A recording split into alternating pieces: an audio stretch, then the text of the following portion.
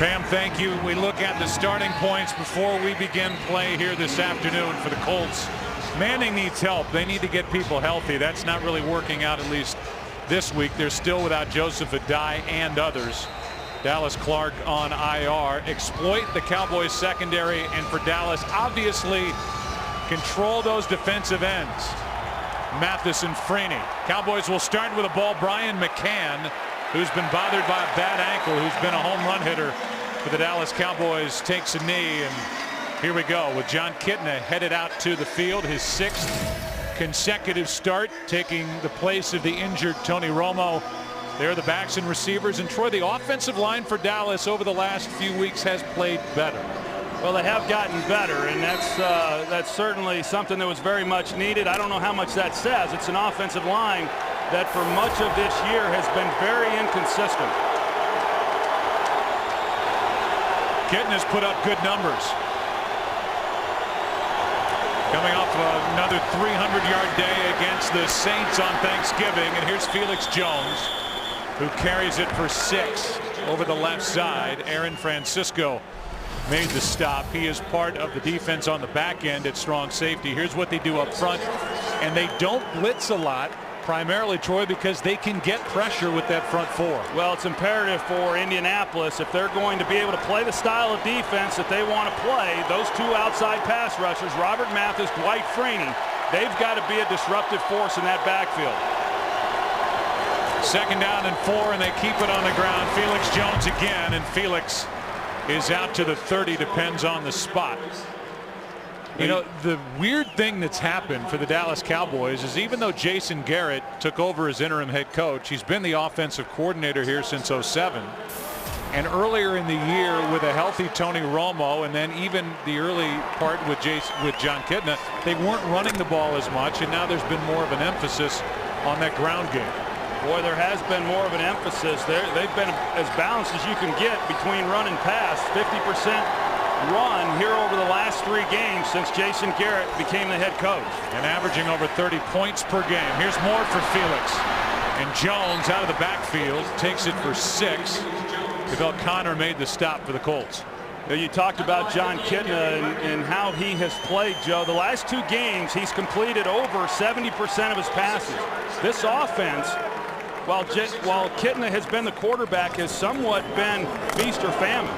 You know, of the 5 starts coming into this game, 3 of those, this offense went for over 400 yards. The other 2, under 300 yards of offense. On 2nd down and 4, here's Choice. Finally getting a chance, and Tashard Choice carries it for 8 and a 1st down. He had only 14 carries all season coming in. A guy who's in his 3rd year and who had 92 carries in '08, 64 last year, and lately he's been wondering why he's been left out of the mix. I think everybody's been kind of wondering. He has not had double-digit carries since October of last year. When he's been given his opportunities, he's really been pretty productive. On 1st down, Kitna backs up, fires it, sideline Bryant, the rookie, and a nice catch for Dez Bryant.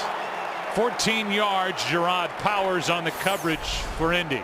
Well, how about that Thanksgiving game last Thursday when Dez Bryant went without a reception? Oh. You know, did he have control? It looked like it was questionable, Joe, as to whether or not he actually had maintained possession before going out of bounds. The ball was moving on his way to the sideline. We'll take another look at it here. Good route by Dez Bryant, but the ball moves right there. Not so sure I wouldn't challenge that if I was Jim Caldwell. Yeah, even though the Cowboys are slow to get the next play off, there is no challenge. And on 1st down, here's Roy Williams making the catch in front of Jacob Lacey, who makes the start in place of the injured Kelvin Hayden, who's now on that long list of injured players for Indianapolis. He's out with a bad neck. You go back to Dez Bryant 3 weeks ago in his game against the New York Giants, had his first 100-yard game receiving. He followed that up against Detroit with just 8 yards receiving. And then, as I was saying, last week against the Saints on Thanksgiving, he didn't even have a catch in that one. Only 8 yards over the last 2 weeks. He eclipsed that with his first catch in this game. Good opening drive by the Cowboys, and a delayed handoff to Felix Jones. Trying to get to the edge, and this time well played by the Colts defensively. Antoine Bethea out there to make the stop. So while we talk about the Cowboys offense, you look at the Indianapolis defense, they're 17th overall, but while the offense has taken it on the chin here lately for the Colts, the defense has been just as bad. They cannot stop the run. Yeah, this is a defense that has struggled throughout the season stopping people running the ball, but they're probably coming off of their best defensive effort last week in that loss to the San Diego Chargers. Play action, and now a screen set up for Bennett. Gets a block. Martellus Bennett has another Dallas first down. Bethea on the stop, a gain of 11, and a methodical march down the field by the Cowboys in the opening possession. Yeah, Jason Garrett doing a good job of mixing things up on this possession. They wanted to run the ball right at the Indianapolis Colts. They've mixed up some intermediate passes. We saw the one along the sideline to Des Bryant. They come back with the screen passes. There's probably not a defense in football that sees more screen passes than these Colts because of that outside pressure with their edge rushers. Already 5 first downs picked up by the Cowboys. Here's a toss to Choice. Welcome back to Shard Choice. Touchdown.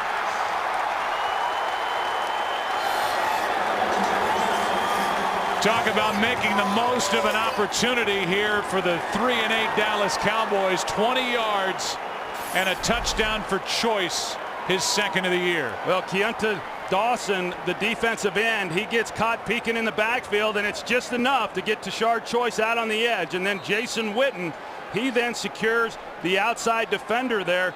As you see, Gerard Powers gets blocked by Jason Witten.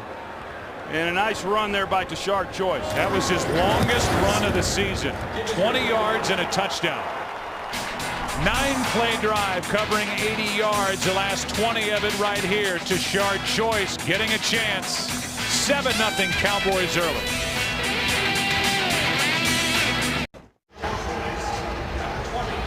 Well, that wasn't so good for the Indianapolis Colts, was it? Very good for the Cowboys. Opening possession, 9 plays, 80 yards, 4:45 off the clock, and they made it look easy. Now we'll have the pleasure of watching Peyton Manning go to work and do his thing. Beeler gets into one. Tryon waiting for it, and he'll take it out. Justin Tryon out to a 25. So we know what happened for one offense. Tashard Choice made some moves and took it in. And now it's number 18 ready to go for the Colts, down 7. Today's game on Fox is sponsored by Bud Light. It's the sure sign of a good time. Here we go. Well, no quarterback around the NFL's thrown it more than Peyton Manning. The question is, who is he throwing it to? Lately, it's been a lot of the other team. And this time he throws for his tight end, Jacob Tamme. And so if he's not throwing it to the other team with 7 interceptions over the last 2 games, he's had to make do with the guys he's got on the outside and at tight end because of injury. I like that. They talk about what a down year this is for Peyton Manning. 22 touchdowns and 11 interceptions in a down year. Here is Tamme, who makes the catch. He's been busy. More catches at the tight end spot than anybody across the NFL over the last 5 weeks. That's good for 8. 3rd and 2 coming up. Yeah, they're fortunate to have Tamme because they lost one of their biggest weapons in Dallas Clark, and Tamme coming into this season with just 6 career receptions in his first 2 seasons. Nobody was real sure what he would be able to do in a real game. They saw him playing well in practice, and he's been exceptional. 3rd down and 2, empty backfield, and that's Garcon for the first down. Pierre made the catch, good for 7. Game break. Here's Kurt. A trouble start for the Chargers against the Raiders. Darren Sproul muffed a punt. Jason Campbell and Oakland turned it into a touchdown. That made it 7-0. And Phillip Rivers just threw an interception. So Oakland marching for more. Joe, Troy, and Pam. Punting game was a killer the first time in the meeting between the Chargers and the Raiders. A game the Raiders won.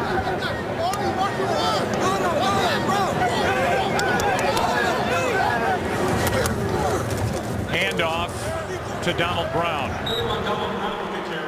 And Donald, in his 2nd year out of UConn, 1st-round pick last year, carries it for 2. And while we look at the backs and receivers, it's Brown running it. We'll see a lot of Javaris James because of the injury to Joseph Adai. Yeah, and then we've got Mike Pollock. He's getting the start today there at right guard, and he came into the season as the starter, lost his job because of performance, but that's been a position they've just not been able to solidify.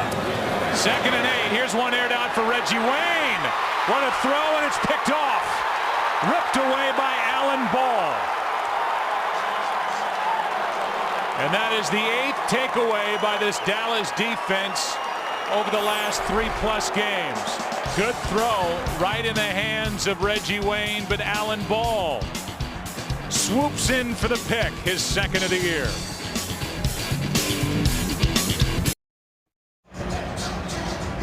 Well, another interception thrown by Peyton Manning, his 8th over the last 3 games, and that was the first possession by the Colts. That ties a career high for a 3-game span for Peyton Manning, and now the Cowboys up 7, take over at their 16. We're not hardly slowed down the first time, and here's Felix Jones picking up 11, but they on the stop, back to the interception. You can see Alan Ball, the free safety. He goes to the middle. Peyton then knows that he's got single coverage on the outside. The problem is Reggie Wayne gets jammed inside the numbers.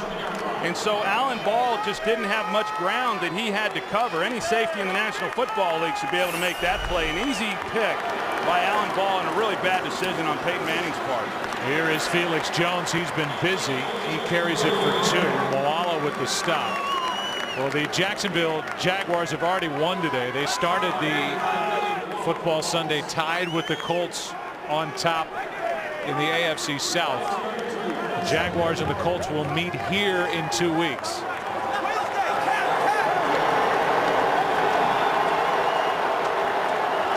Jaguars won the first meeting with Indianapolis. 2nd and 8. Over the middle. Pass is caught. Miles Austin. And Austin is inside Indianapolis territory for 22. You know, the whole key for anybody playing the Colts, as I talked about, is you got to control these outside pass rushers. The Cowboys put Martellus Bennett out to give Doug Freese some help, widen the edge, and then you're able to get the ball down the field to Miles Austin. This is a defense that, although they've been good in pass defense, it's all predicated by a pressure by those defensive ends. They don't get that. I don't think this secondary can hold up. Here is an end around. Miles Austin, who had a 60-yard touchdown run on Thanksgiving, carries it forward for 5 yards. Keontae Dawson on the stop. That's now 13 snaps, 8 first downs picked up by the Dallas Cowboys so far offensively. You know, last week's game against the Chargers, who have had success against the Colts, one of the reasons why they have had success in recent years is they do a good job, their tackles offensively, of blocking Mathis and Freeney. The Cowboys tackles, I don't think they can hold up one-on-one, but we're going to continue to see them get help like we saw with Martellus Bennett. Here is more from Felix Jones. He's got another Dallas first down. That's 9. On the Cowboys, we know that the Colts like to run an up-tempo offense. We've seen Dallas here on these first 2 possessions. They're doing a good job of getting in and out of the huddle and trying to dictate tempo a little bit as well. Felix Jones has already touched it 7 times. He checks out. Jashard Choice is in.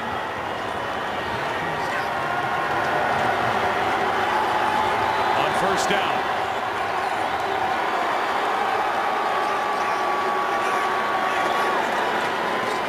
Here's Choice, cuts it back. And a nice play made by Powers to save a bigger run. It was good for 4. You know, coming into this game, Joe, I was going to say that if you're a fan of just good old-fashioned smash-mouth football, this probably isn't going to be a game that you like. You know, I mean, neither one of these offenses are real good at running the ball. Dallas has gotten a little better here in recent weeks.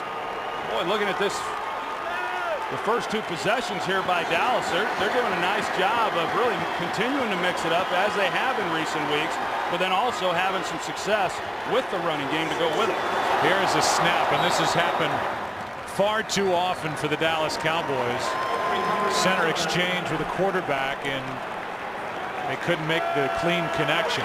No, Andre Gerard, he's got a reach block, and so when you've got a center who's trying to reach like he was on that last play, quarterback really has to ride him all the way. You see how Andre Gerard has a very difficult block. And as a quarterback, you got to know that, because just by that very nature, the ball's going to come up a little shorter than it normally would. 3rd down and 5.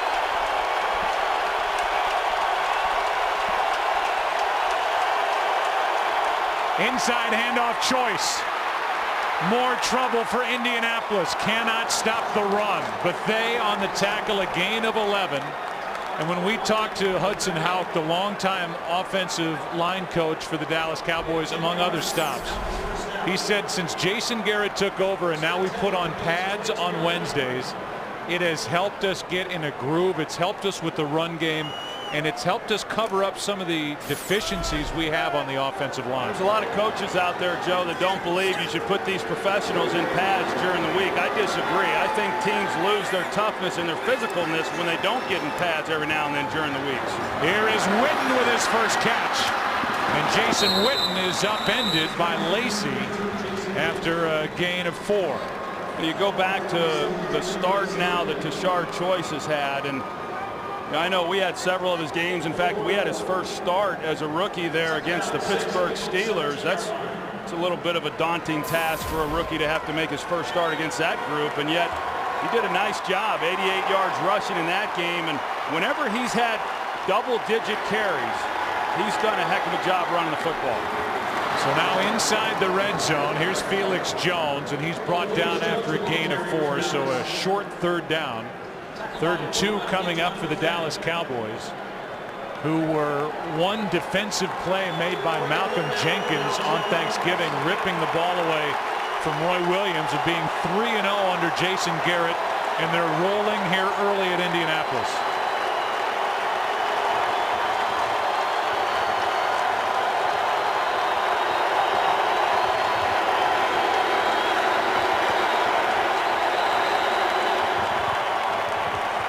Timeout taken defensively by the Colts. 3rd down and 2 when we come back for Dallas, already up 7-0.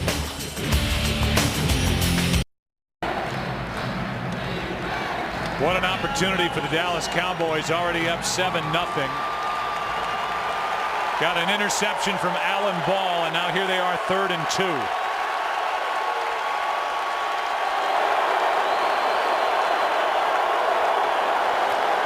Choice gets it, and he is flipped. Good play made by Gary Brackett, who's back after missing 3 straight games with a toe injury. It's 4th down.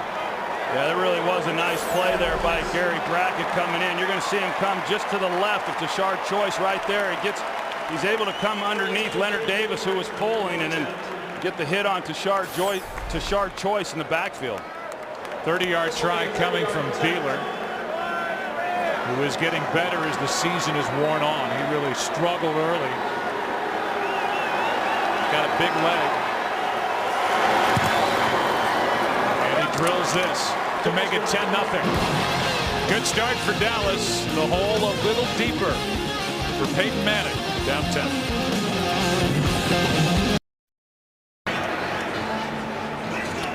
There's the drive put together by Dallas. 72 yards. It was capped off with the Beeler 30-yarder to make it 10-0, and now the Colts will get it back, needing a win here today to keep pace with the Jaguars on top of the AFC South. Tryon is waiting deep, and Beeler will drive one, typically gets it into the end zone. Pops this one up a bit. Tryon from about the 3. Gets spun around and can't make it to the 15-yard line. And we welcome you inside our booth. I thought it was interesting that when we talked with Peyton Manning, he said now that Howard Mudd, longtime offensive line coach, been an assistant here since Peyton Manning came into the league. Tom Moore has taken a step back. Now Peyton Manning has to be the heavy around a lot of these guys and get in players' faces. Yeah, and that's a lot of pressure on a quarterback to have to do those types of things. I've been in that situation, and I think the thing that you've got to really guard against if you're Peyton Manning is how that then impacts the relationships you have with your teammates within that locker room. Here is a handoff to Donald Brown. And Brown carries it for 2. You know, oftentimes as a quarterback, you just want to go play, and we all know that Peyton does so much more than that. But, you know, it's a good cop, bad cop type thing. And, you know, Tom Moore and Howard Mudd, those guys were the bad cop, to where Peyton was just able to step in and be more encouraging with the guys. But now he finds himself having to be more of the disciplinarian. Manning fires and hits Reggie Wayne, who, despite all the injuries around him, is having a terrific year. 14 yards and a first down. Well, I've always thought Reggie Wayne has just been an exceptional player. He just goes about his business each and every week and makes a lot of plays for Peyton Manning. He had an opportunity when Marvin Harrison was on the team with him to go elsewhere and be the #1 guy, but he stayed here. He knew what he had in Peyton Manning, and he's been a great player in this league for a long time. Pass is caught by Pierre Garçon. He is good for 5, and let's go for a game break. Here's Kurt Menefee. Big matchup in the NFC South. Falcons at the Buccaneers. Michael Turner with the early touchdown, putting Atlanta up after the 5-yard score, 7-0. Joe, Troy, and Pam. All right, Kurt. So the Falcons, who have never been a #1 seed in the NFC playoffs, they have the best record, and they lead at Tampa Bay. Pierre Garçon is now hurt, so the list continues to grow. He was hurt earlier in the year. Coming off a good game against San Diego. And the first quarter will expire before the snap. 10-0 Dallas after 1. Fox NFL Sunday will return after these messages and a word from your local Fox station.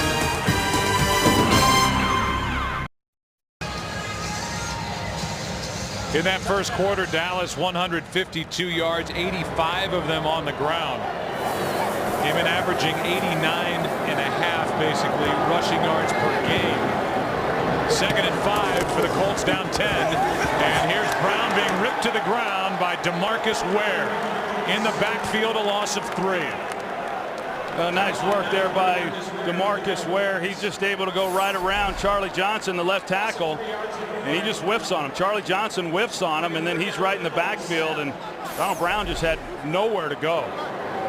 Brings up 3rd and 8.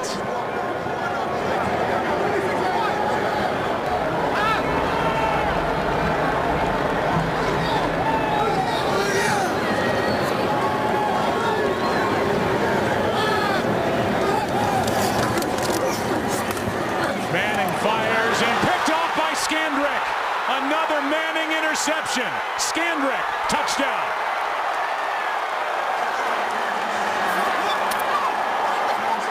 Stepped in front of Blair White and took it right into the end zone, and an extra point away from a 17-0 start. Well, that's just another throw that you can't make. You're going to see Orlando Scandrick right here, and when Peyton Manning turns this ball loose, he's underneath the route. I mean, there's just nowhere for Peyton to make that throw and think that he's going to come away with a completion. I mean, the relationship there with Orlando Scandrick and Blair White, he had no opportunity for a completion. It's just a bad decision. We've seen a few of those. You know, sometimes you get a ball tipped or something happens on these interceptions, but the last 2 in this game have all been on Peyton Manning. That interception, the first of the year for Scandrick.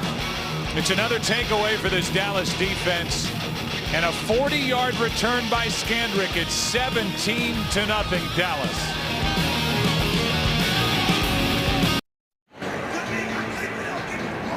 How about the numbers piling up that are not good for Peyton Manning? And that's now 3 interceptions returned for touchdowns over the last 2 weeks against Peyton Manning, twice in the Charger game, and now, I mean, he hasn't gone through a stretch like this that we've seen. I mean, even in his rookie year, but certainly not in a long, long time. Beeler hits it. Tryon will take it out. Trying to make something happen, and Justin Tryon again cannot get to the 15-yard line.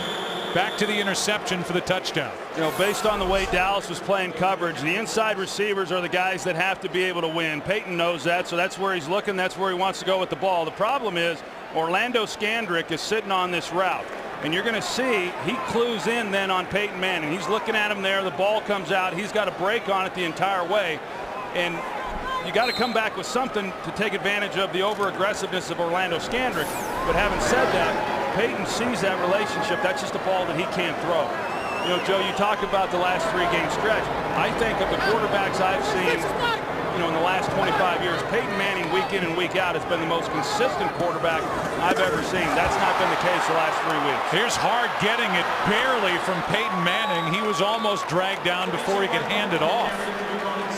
Jay Ratliff, he just went right by Jeff Saturday, and he splits the gap. You're going to see him right here. He just shoots past the gap, and he's in the backfield. Actually, Jeff Saturday, he wasn't blocking him at all. It was right guard Mike Pollock who just failed to come down on him, and Peyton had to even toss it. It wasn't even a clean exchange into his pocket. This offensive line for the Colts is really poor, and they are struggling. And it has to play into what's going on with Peyton Manning. Even though he's only been sacked, what, 13 times, he's getting hit more than he ever has. They never replaced Tarek Glenn at left tackle. They've missed with Tony Hugo, drafting him, trading up to get him. He's been since cut. They cut Lilja. They have different guys rotating in at guard. They're a mess up front. Well, it's one thing when you're getting hit or getting pressure on pass plays, but when you start getting tackled, when you're handing the ball off, you know you're in for a long day. It's 3rd down and 4.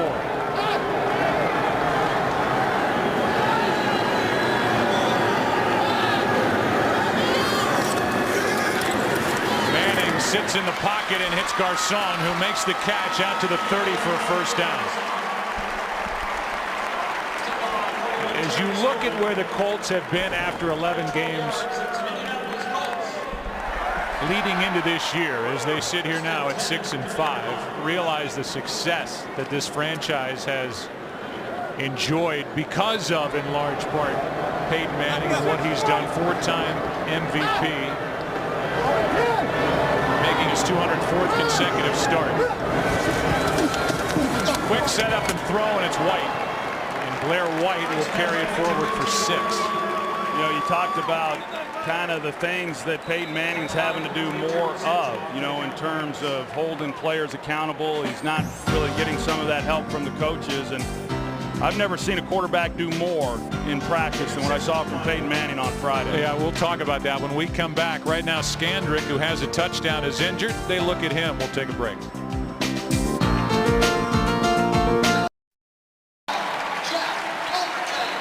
Orlando Scandrick seems to be fine. He ran into his teammate Sensabaugh. He got up and walked off. It's 2nd and 4 for the Colts.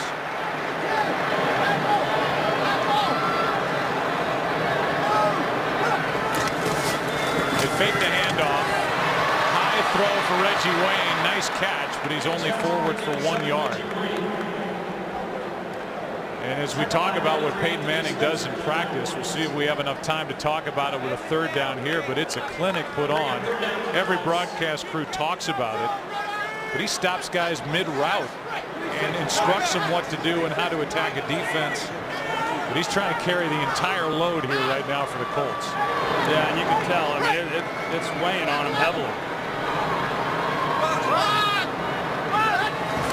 3rd down and 2. Manning hangs in, makes the throw, and the completion to Garcon. He's got a 1st down for Indianapolis. A gain of 5.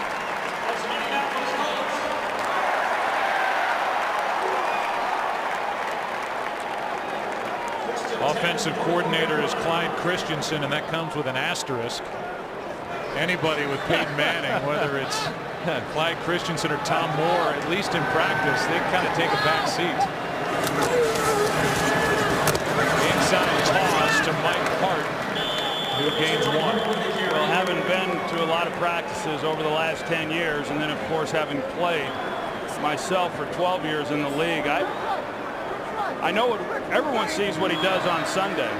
I've just never seen a quarterback do more in practice, you know, as we were talking about. And you know, and then when you get through the year and you're losing guys the way he has and you're getting hit the way he has, I mean, this has been a tough year on him. There's no question. Here's Blair White. He's got a 1st down. Yeah, I think that's the good and the bad. You've got Peyton Manning. This is a timing offense. his brilliance is getting to the line, making a defense declare what it's going to do, and then changing and adjusting because he's so smart. But then you lose guys, and you're trying to fit new players in to this machine that works, and obviously there are going to be some problems doing that. On first down, the handoff to Hart, and he is to the 45, a gain of 1. To Peyton Manning's credit, I mean, when we visited with him, Joe, he said, hey, look, I know who's going to play during the week. When we're practicing, I know what guys we're going to have on the field, and it's up to us to then go out and play with those guys and win. I mean, he makes no excuses, and he holds himself accountable to play better. I think he's handling the situation very, very well. But part of what we just saw, you know, you get a first down, you run it, it's 2nd and 10. It's not getting anything out of the running game. This is kind of like a run, basically, as Victor Butler makes the tackle. Mike Hart got it on that little inside flip, no gain, and now it's 3rd and long. Colts trying to catch the Cowboys defensively changing. Penalty flags fly. Cowboys may have had too many men on the field as the quick snap caught Dallas. Look at all these players trying to get off the field and some on. They still couldn't get the first down. Well, that's just a great job by Peyton Manning seeing it and getting the ball snapped. 12 men on the field. Defense. 5-yard penalty remains. 3rd down. So they'll take the penalty, and it's still 3rd down.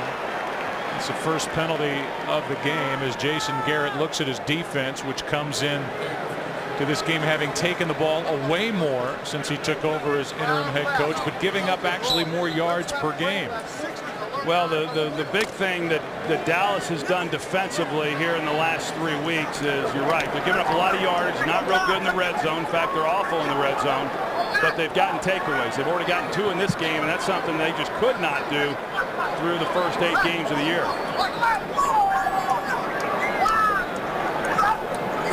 It's 3rd down and 4. Manning fires low, and the pass is caught. Garcon bailed out Manning and really made a nice catch with good coverage. First down, Colts. It's a good job of Peyton moving in the pocket. And yeah, a little bit low, but a receiver likes that ball a little bit low, especially when he's coming in over the middle of the ball. It helps protect him, and Peyton going to the ground once again. I think a lot of people look at the sack numbers on Peyton Manning coming into this game. He had only been sacked 13 times, 2nd best in the NFL.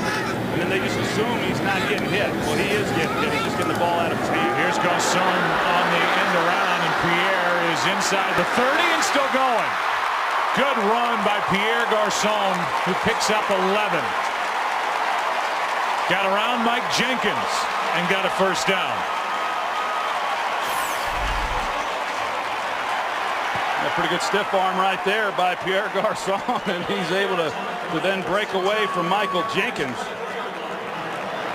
Pierre Garcon's been pretty active here in this first half. As he was last week against San Diego, and now a player is down on the far sideline. That's Jenkins, who could not make the tackle on Garcon. So we'll take a break. They look at the left leg, the left knee of Mike Jenkins. First down when we come back.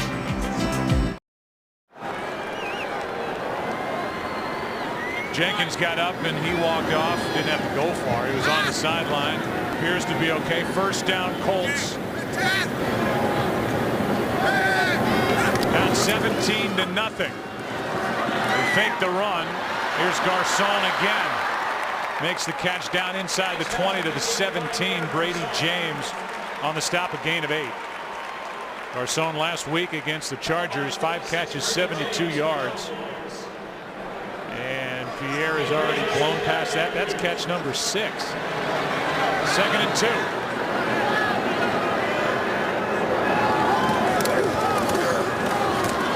Handoff for a first down to Donald Brown. And that carousel has continued on the inside at guard for Indianapolis as Jamie Richards, 61, has taken the place of Kyle DeVan. Yeah, the guard position on both sides has not been real solid. In fact, really across the board. Even Jeff Saturday, who's been such a mainstay for this offensive line for 12 years now, he has not had as good a year as what he has had in the past either. 15th play of the drive, end zone, Garcon, touchdown.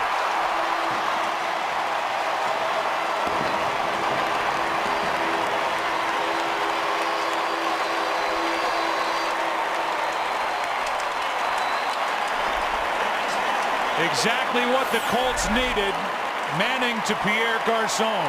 Well, Peyton just anticipates the timing of this throw and makes a perfect pass. I mean, a good route there by Pierre Garcon, but when Peyton turned it loose, Garcon had not yet gotten into that break, and just great execution. How about Pierre? 7 catches, 55 yards, a touchdown. A 15-play drive that ends with this. A beautiful throw, a good catch. Colts on the board, down by 10.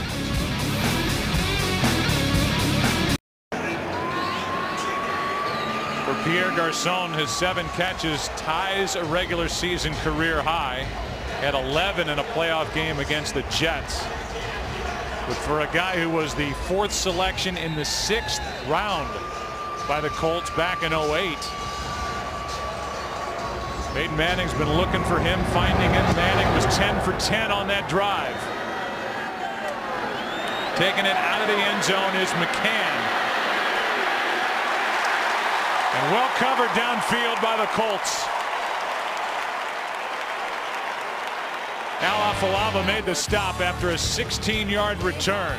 It's the first ever American Country Awards, hosted by Trace Adkins, with over 15 performances from country music's biggest stars. It's the only country music awards show where you vote for the winner. The American Country Awards, live tomorrow at 8 Eastern, 7 Central, only on Fox. That's tomorrow. Right now, it's the Cowboys up 10, starting at their 13. Felix Jones gets 1.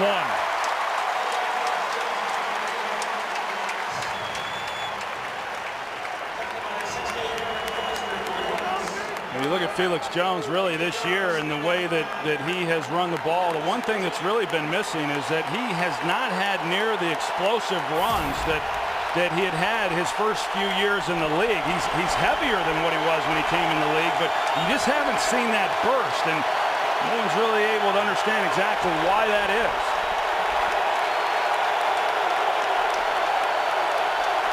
Crowd's back in it on 2nd and 9. Pass is caught by Miles Austin, 2 yards short of a first down. Lacey on the coverage. Well, they get Miles Austin involved, over the last 4 games. He really has not been all that involved compared to where he was earlier in the year. The first 2 games, he had 20 receptions. He was on pace for a monster year. Things slowed up a little bit once Tony Romo went down. 3rd down and 2.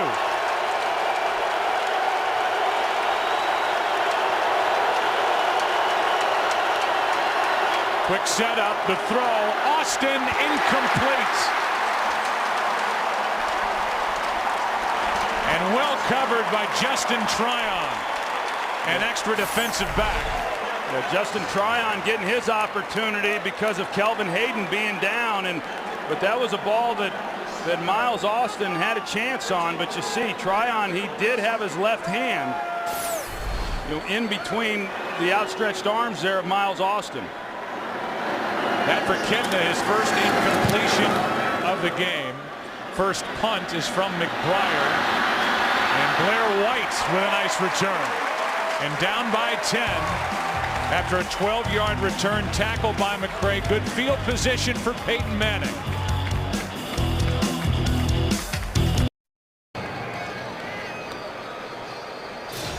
We welcome you back to Indianapolis. They're the offensive leaders, and for the Colts, a 15-play drive to get them on the board last time they had it, trying to maintain some of that momentum. You see Donald Brown, 4 rushes, 4 yards. I think I wouldn't even run the ball again. I like my chances just letting Peyton Manning throw it every down rather than waste a snap handing it off for 1 yard. And yet they still do the play fake, which should fool nobody. There you go. They're running it, and they're running it nowhere. Mike Hart to the line of scrimmage. They just cannot run the ball. No, and they haven't, Joe, in quite some time. You know, you go back, it's been really several years since they've run the ball well. In 08, they were last in the league in yard per carry average. Last year, they were 30th in the league, and coming into this game, they were 30th. And so they've never been real good at least in recent years. But it's been really bad, and like I said, I just put the ball in Peyton Manning's hands and see what he can do with it the entire game. Second down and 10, Garcon, and that is well played by the rookie Sean Lee. Second-round pick, Troy, out of Penn State. Yeah, and that's, you know, in talking with Paul Pasqualoni, the defensive coordinator, that is the one play that he was concerned about and knew they needed to play well against. Cowboys were late getting on the field again defensively, and this one's broken up. Jenkins on the coverage, pass intended for Reggie Wayne. And after having great starting field position, it's a 3-and-out for the Colts, who are down by 10. Yeah, and really another throw. Alan Ball is in a great position to get over the top, and he's the guy who helped break it up. And so Alan Ball has been pretty disruptive. They typically have not played the ball well in the air. We've seen they've already gotten 2 interceptions. But Peyton has tried to fit some balls in today that, with Alan Ball and where he has been, it's just not going to happen. McAfee hits it, and a fair catch is bobbled but caught by Brian McCann. We'd like to welcome the men and women in uniform serving around the world, watching today's broadcast in 175 countries on AFN, the American Forces Network. We thank you for all you do. We hope you're enjoying today's telecast. That's the Fox Sports Skybox on a Southwest Asia base.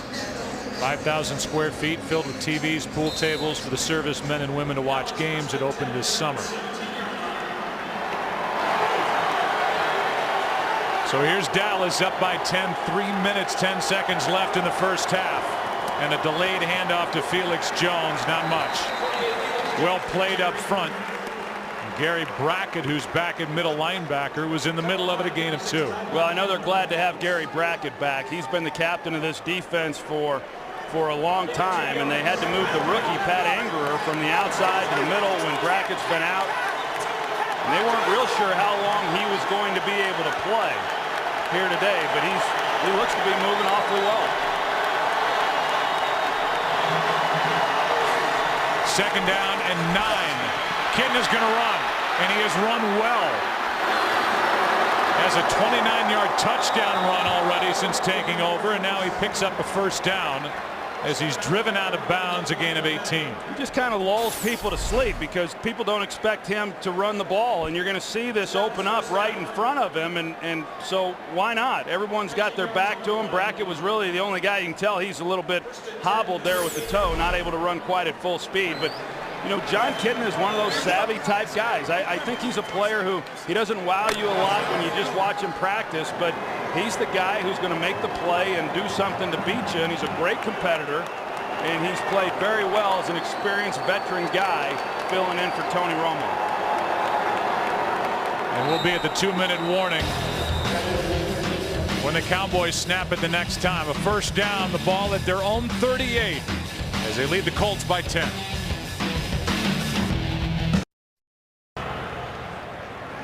Visa halftime reports coming up. Kurt, Terry, Howie, and Jimmy will have scores and highlights. Fox Sports Ticker will have all the latest stats as you track your fantasy team this weekend. First down for Dallas, up by 10. And Kidna has all day and slings it over the middle. Had Des Bryant wide open and threw it into the turf. You see the attention that Dwight Freeney gets. He tries an inside rush here, and that's, you know, really where everybody was. And so if you're Doug Free, the left tackle, you like that move. And John Kidna should be upset with himself because Aaron Francisco was trying to disguise coverage, and he had to run out of there, and there was a big hole for John Kidna. He just pulled it in the dirt. Second and 10. And a handoff to Felix Jones. Running right through this defense, gets 9. Third down and 1 coming up. Cowboys have all 3 of their timeouts remaining. You know, momentum was starting to change there for the Colts, and they got the ball in that last possession with great field position, and Dallas defensively just did a nice job of stopping them.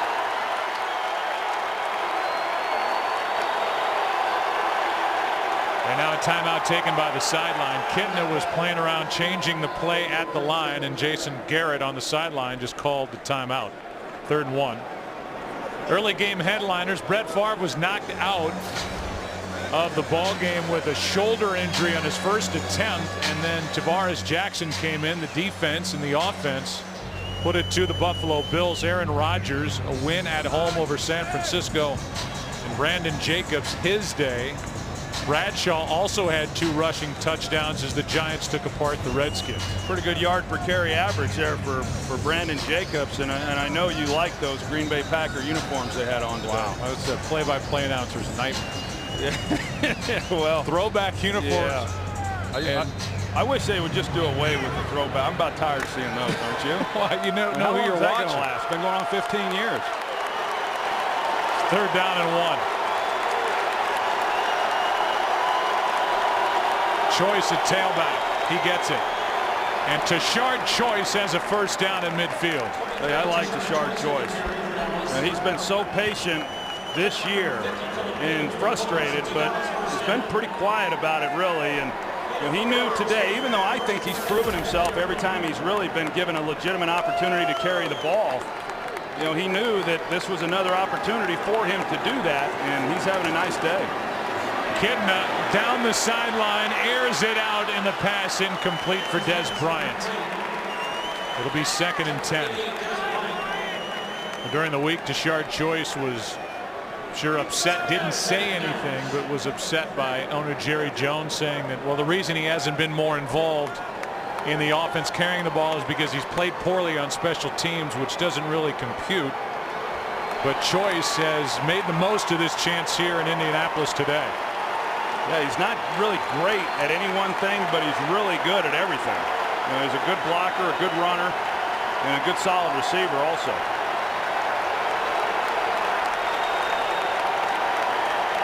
On 2nd and 10, Kitna steps up, finds Bennett, and Bennett dropped by Tryon, with Bethea coming to help, a gain of 7. 46 and counting left in the 1st half. And Dallas will take a timeout.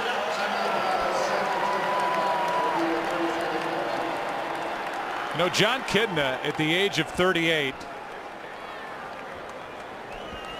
is putting up, no matter how you cut it, some of the best numbers of his career. And when you look over the last 5 weeks at what he's done compared to other quarterbacks around the NFL, he's right there in the top 5 in all the big categories. I had a chance to talk to him prior to him becoming the starter when Romo was still healthy, and I said, how talented is this group? And he said, I got in the huddle one day in training camp and I looked around.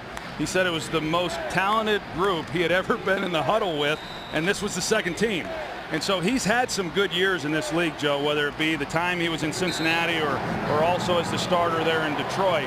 But this is the best collection of players that he's had around him, and I think he's really done a nice job. Took him a little bit of time to settle in. It had been a while since he had played competitively, but he's been good the last few weeks.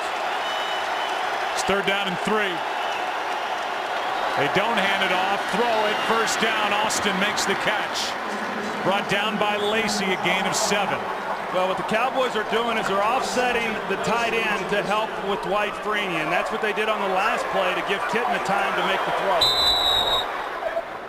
They clock it on 1st down, so back to the throw. You're going to see Martellus Bennett, how he's offset to not give Dwight Freeney a short edge to get the pressure then on the quarterback, and here's the throw. And this is a big 3rd down right here, because what happens is this leads to points. If the Colts are able to make a stop on that 3rd down, then they're not going to get points, and now in all likelihood Dallas is going to at least get a chance to try for a long field goal, if nothing else. Be a 54-yard try from right here. Cowboys have 1 timeout left. Kitna completes it. Nice catch by Austin, showing those great hands down to the 25, a gain of 11. Yeah, you're right, Joe. I mean, that's just him just pulling it right out of the air. That was an excellent catch. Tell you what, it's a false start. They would have a 10-second runoff, except the Dallas Cowboys have a timeout left, so they're going to get a shot here at a field goal. because that penalty shut down the Ball running start. game clock. Number 82, offense. Dallas elected to take a timeout instead of having the election of having a 10-second runoff. Timeout, Dallas. Third and final team timeout. So they have to use their final timeout. And you would imagine that the field goal attempt will come next. Yeah, there's Witten right there. He's trying to get situated, and the ball snapped. And how about John Kennedy trying to pull a little Dan Marino on him? You know, Dan did that, I think, against the Bills back in the mid-90s. Or I think it was maybe it was the Jets. But Kitna trying it himself, not quite as successful as when Marino did it. But you could say that about a lot of quarterbacks who tried to impersonate Dan Marino. Beeler's already hit from 30. Now he's going to try from 43, make it 48.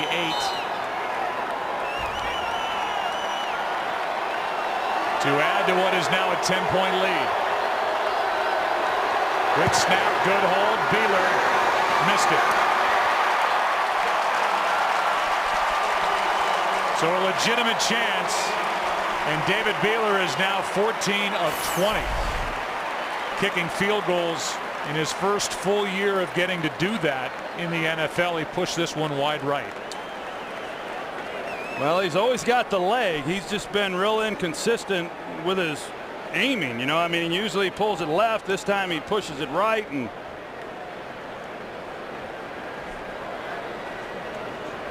so Kitten is ticked off after getting his team down the field in a position to add to a 10-point lead. I know how the quarterback feels sometimes when you get down there in a position and you're not able to come away with any points. An 11-play drive covering 53 yards, no points. It's 17-7. Halfway through it, Cowboys have come to play. It's halftime in Indianapolis.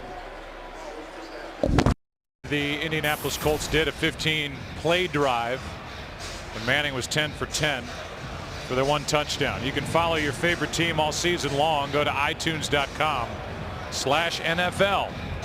Glad you're with us. What kind of a second half is it going to be for the Indianapolis Colts, who started last year 14-0? Pulled their starters in the Jets game, the 15th game of the season. They lost that game. Lost to Buffalo. They ended up in the Super Bowl. They've played in 2 of the last 4 Super Bowls, but they're 8-8 since that 14-0 start a year ago. And right now trying to win here today to keep pace with the Jacksonville Jaguars, who won today. Right now it's the Jags on top in the AFC South. Those two teams meet here in 2 weeks. Beeler pounds it toward the back of the end zone, and Tryon will take a knee. Down to the field, here's Pam Oliver. Well, Joe spoke to Jason Garrett about the team's offensive goals for this half. He said, first of all, we got to respect the fact that we're playing against a very good football team. Also have to continue our mix of the run and the pass. Jim Caldwell said, we have got to stop them from being so effective running the football. He also said we need to get some turnovers to match the Cowboys' 10 points off turnovers in the first half. Back to you. All right, Pam. Yeah, a couple of Peyton Manning interceptions. One went directly into the end zone for a touchdown, returned by Skandrick. Down by 10, starting with a throw. Pass is complete to Reggie Wayne, who has a first down and more. Reggie Wayne came into this game number 2 in the NFL with 76 catches. He picks up 16 yards and a nice completion to start this second half. Yeah, he's been kind of the one guy that Peyton Manning's been able to rely on. You see Orlando Skandrick, who had the interception. Right now Brian McCann is playing in this nickel package. On first down, this is Donald Brown, who gets to the 40 and then is thrown to the ground, a gain of 4. Brian McCann out there on coverage, so Skandrick is out. He is one of the extra defensive backs. That means that McCann gets more action, and number 37 has come up with some big plays, including a 101-yard interception return for a touchdown to the Giants 4 weeks ago. Here's Tammy. The tight end makes a move, and he's down inside the 35. Newman on the stop, a catch and run of 26. Well, you see Tammy, he comes off the line of scrimmage, and he's got Brooking on him, and you know, this guy runs very well. And I know that Peyton Manning said, hey, Tammy has got to be able to beat the matchup whenever Keith Brooking is on him, and he did there. Longest play of the day for Indianapolis, 26 yards. Here's one for it all. Juggled, caught, touchdown. Reggie Wayne, what a catch.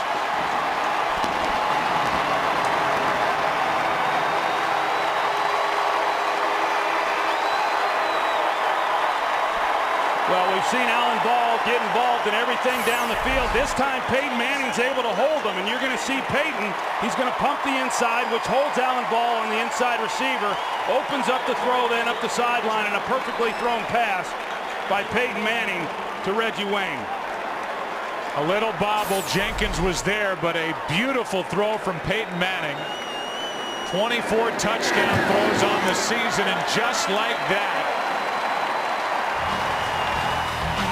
with 1:07 off the clock, it's a 3-point game. Jenkins almost got it. Reggie Wayne did. Touchdown, Indianapolis.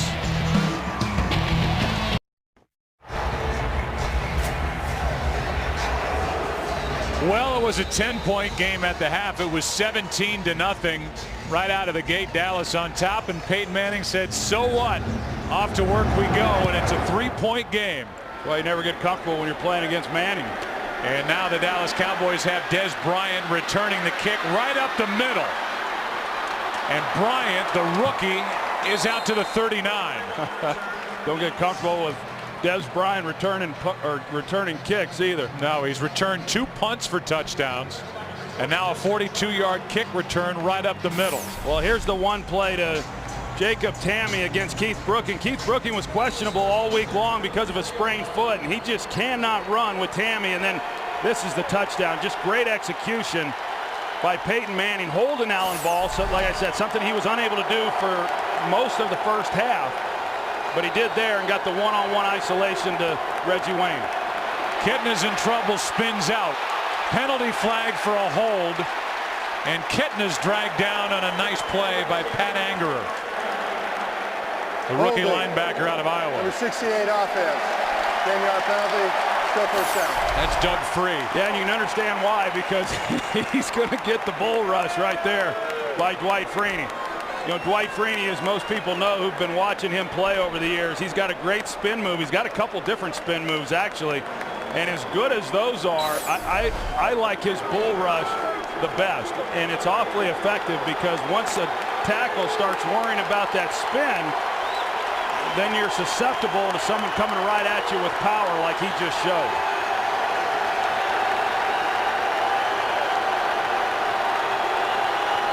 First down and 20. Here's Felix Jones. Picks up 3. Dwight Freeney was coached by Paul Pasqualoni, who's now the defensive coordinator for the Dallas Cowboys. Took over when Wade Phillips was fired, and he coached Dwight Freeney in college. He said he had unbelievable vision and could see from his spot all the way down the line, and the minute anybody twitched, he was getting off the ball. He's got great speed too. He ran a 4.440 at his pro timing date coming out of Syracuse. Out of the shotgun on second down, pass caught by Bennett. He's back to the 40, 3rd and 10 coming up. And we heard Pam's report when she had a chance to talk with head coach Jim Caldwell, saying we've got to be able to control this running game by Dallas. I think that even though the Colts have not been real good against the run, I think it was a little bit of a surprise to see Dallas have as much success as they had there in that first half running the ball.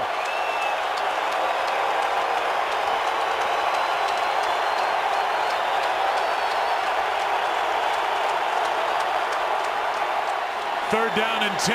Kitna going to try and run for it, and he slides forward short of a first down. Cornelius Brown was there, and by less than half a yard, it's 4th down. Yeah, John Kitna, here he is. He's trying to get the first down and at the same time protect himself. Had he have just tried running through that and then dove for the first down, even knowing there's going to be contact, he would have been able to pick that one up. They bring McBriar on, but he's lined up wide to the bottom of your screen. And a timeout will be taken here by the Colts. So the special teams coordinator, Joe DeCamillis, with a little trickery, and the Colts want to talk about it. It'll be 4th down Dallas when we come back.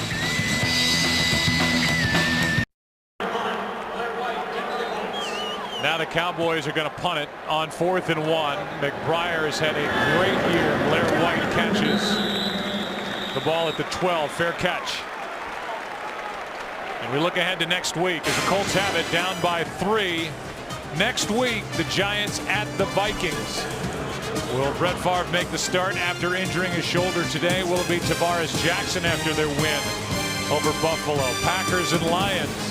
Falcons, Panthers, Rams, and Saints. Later on in the day are the Seahawks and the 49ers. They all start taking on a little more importance once you get beyond Thanksgiving, don't they? Especially out in that dog-eat-dog world of the NFC West. Manning on first down, throws it sidearm, and what a hit. Laid on Blair White by Sean Lee. And Blair White just pops right back up. Yeah, Blair White's just happy to be playing. A gain of 4. Blair White, who was picked up in week 3, a free agent out of Michigan State. Here's Reggie Wayne.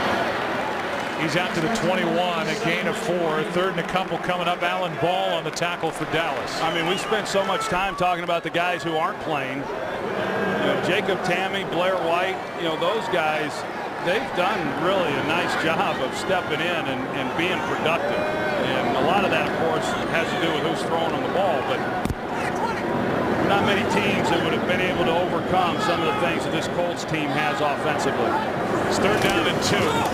Handoff is to Mike Hart, and Hart can't pick it up. First guy there was Brady James, and so it's a 3 and out, it would appear, for the Indianapolis Colts. They tried to run it, and they proved once again that they can't do it. Yeah, they just can't get any type of movement up front. And hey, I'm all about running the football and trying to keep a defense off balance, but when you've just had no success whatsoever really doing it, and you've got Peyton Manning as your quarterback, I think that I would just say, okay, and right now, Joe Heck, he's on pace to have more passing attempts than anybody in the history of the game. By the way, Orlando Scandrick is out with a concussion for the Dallas Cowboys. He's got an interception for a touchdown in this game, and here is Des Bryant, who will stay away. It is corralled by Jesse Holley. Another dangerous play after the punt. Cowboys have it. 42-yard punt. Dallas up 3. Away with breast cancer, and he still thinks he can help an NFL team as a backup. Yeah, well, he's shocked that Carolina and maybe a couple of other teams didn't call him and give him a chance this year. At 40, he'll be 43 next week. Here's Felix Jones, a nice run on first down. The Cowboys are doing what the Colts can't, as Jones picks up 5. You know, and Jeff George, he ended up playing, which is surprising to me, ended up playing for 8 teams, you know, during his NFL career, and never was able to really find a home. But, well, I tell you what, you watch him throw a ball, there haven't been many that could throw it better than he could. It's 2nd down and 5 from the Dallas 41. Jones brought down in the backfield. Play made by Eric Foster.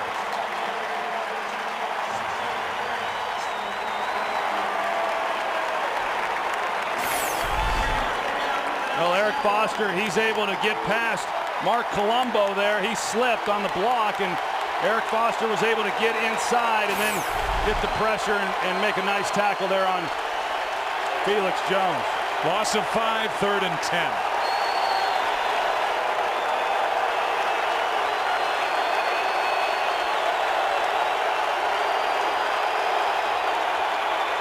Over the middle, Witten makes a nice catch. To the Colts 45, stuck his hands out, made the grab. A 19-yard catch. You see right here the linebacker, he gets caught looking inside. That's Taiwan Hagler, and because of the play action in the backfield by John Kidna, it was just enough in that zone coverage to get Jason Witten then in behind it.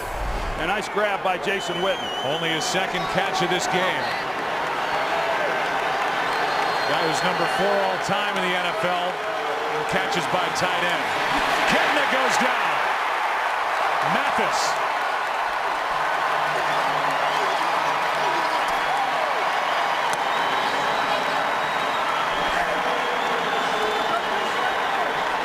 First Colts sack of this game. They're starting to heat up now on this defensive front, and Colombo got beat, we saw earlier, by Eric Foster. This time he got Robert Mathis, who was able to go right through him and then get the sack. Loss of 9.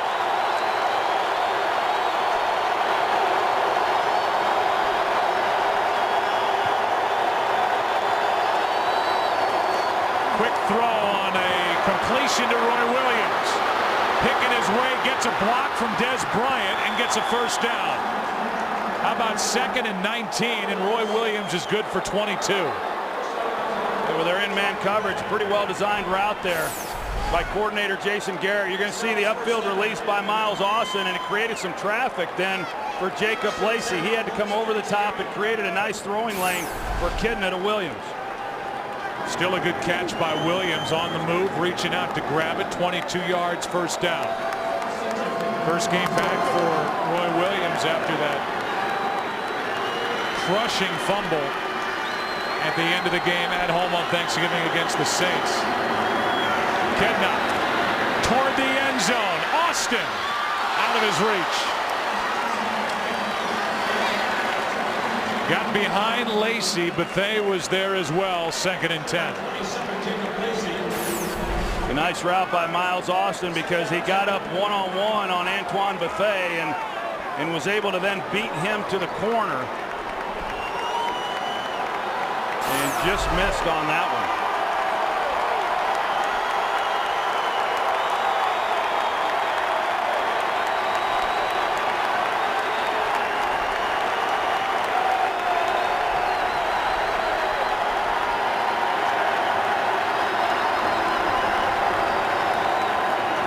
On 2nd and 10 choice. Brought down by Cavell Connor, a gain of 4. And we see Antoine Bethea, and he, coming into this game, was leading the Colts in tackles, and so he's a guy who they prefer to have around the line of scrimmage. He certainly will get back and he'll play coverage, as we saw, but one-on-one with Miles Austin on that corner route, a pretty good matchup there for Dallas. Gerard Powers out of the lineup for the Colts on 3rd and 6. This one for Miles Austin, not looking for it, and almost hit him. Kidna had to get rid of it because of the blitz, and Miles Austin, that thing almost dropped right on top of his helmet. Yeah, he either did not know the ball had been thrown or he lost it in the lights, and Kidna's upset because he read the blitz. He knew he had to get it out of his hands, and he had one-on-one, and Cornelius Brown, he never saw the ball either, so had Miles Austin have been able to locate it, he would have had a pretty easy chance to pull that one in for a touchdown. And here's a reaction from Kidna. And now a field goal try, 46 yards for Beeler, 1 of 2 on the day. And after pushing a 48-yarder his last time, he drills a 46-yarder. I don't know what Kidna would have done had he missed that one. Applause from Jason Garrett, whose Cowboys are up by 6.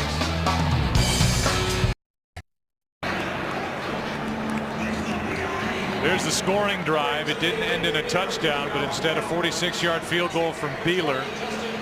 9 plays, 3:45 off the clock, 6-point game with over 5 to play in the 3rd quarter. Tryon waiting for it. This is the worst team in the NFL returning kickoffs. Tryon has had a rough day so far, and he'll take a knee. Let's go back to that play with Kidna getting rid of it on the blitz. Colts 1st and 10 at their own 20-yard line. Yeah, Kidna did all he could as far as getting it up, but as you can tell, Miles Austin just had no idea where the ball was, and it looks like he's maybe pointing at the lights, and then Des Bryant, he came over to visit with John Kidna, and John Kidna is he's a little fiery and a little perturbed today. He's just not in the mood for conversation. Bryant was the one fiery in their last game at home against the Saints. Yes, he was. Meanwhile, Peyton Manning is 17 for his last 18 with 2 touchdowns. After a 4-for-7 start with 2 interceptions. He's got time, and he flips it, pass caught by Hart. And Hart is dumped. by Sean Lee. And now Hart limps off. He's been bothered by a bad ankle and he hobbles away. A penalty flag down on that first down throw. Pass interference, number 15 of the offense. 10-yard penalty, still first down. They get Blair White on an offensive pass interference. Hey, Sean Lee, the second-round pick out of Penn State, the linebacker, 6'2", 242, looks like he can run. And he's been out there in coverage. He was the one who made that play, and it looks like Hart has re-injured that left leg. You know, Sean Lee, he got a pretty good education on how to play the linebacker position there at Penn State. They've had a few over the years. First and 20 from the 10.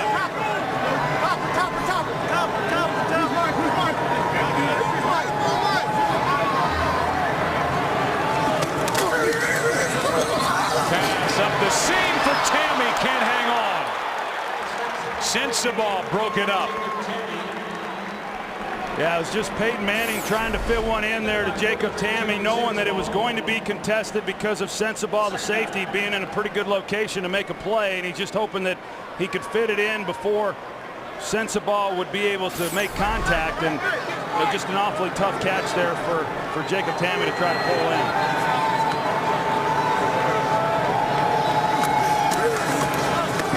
Take the hand up on 2nd and 20, and the pass is picked off. Intercepted by Lee, the rookie with his first.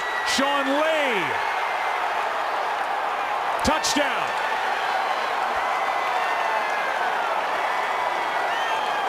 Manning trying to force it to Blair White. Those two talk, and it's another pick six against Peyton Manning. And another easy one to make. You know, Sean Lee was playing deep. He was basically playing deep middle. You know, he's down the middle of the field and just reading Peyton Manning the entire way. You got Blair White, who's trying to work then to the seam, but Peyton, because Peyton Manning never saw Sean Lee, and I think part of that, you're seeing Peyton Manning today telegraph throws that you just never saw before. I think part of it is he's not real sure where his own guys are going to be, so he can't so much focus on looking guys off. He's trying to figure out where his players are going to be, and as a result, these defensive players, safeties, and that time Sean Lee getting a jump on the ball. And so for Sean Lee, the second-round pick, his first interception, 31-yard return for the touchdown, his first touchdown. And Peyton Manning has a talk with one of the young Colt receivers.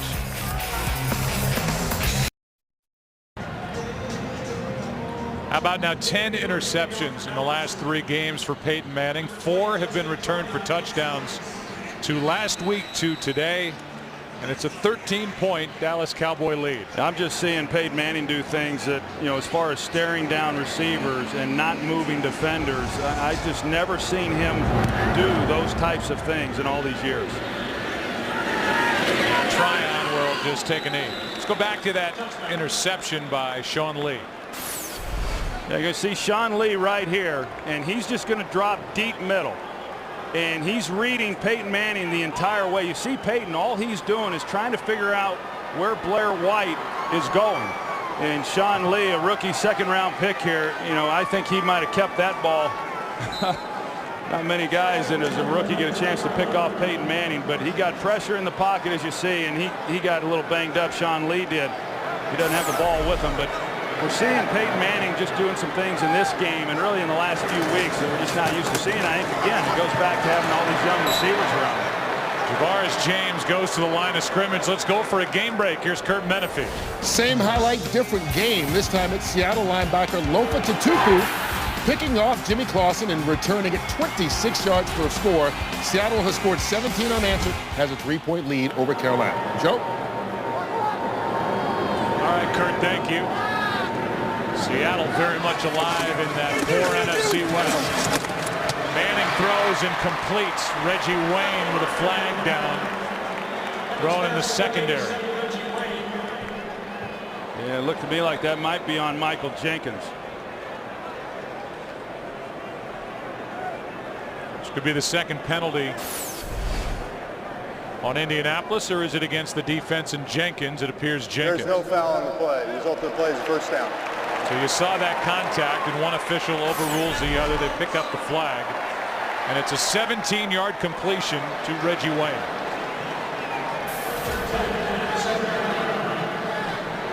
Under 5 to play third quarter.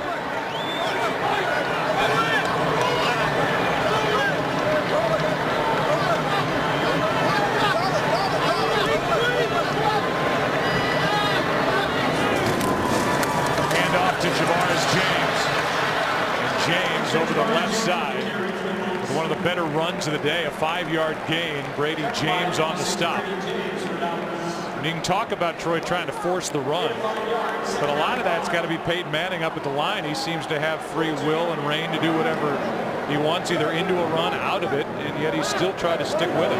Yeah, I think he's trying to, because what he has seen this year is teams just playing coverage against him and just daring them to be able to stop the run or to be able to run the ball against a front that favors them. Here's James on a little drop-off pass, and Javaris going to fight for a first down.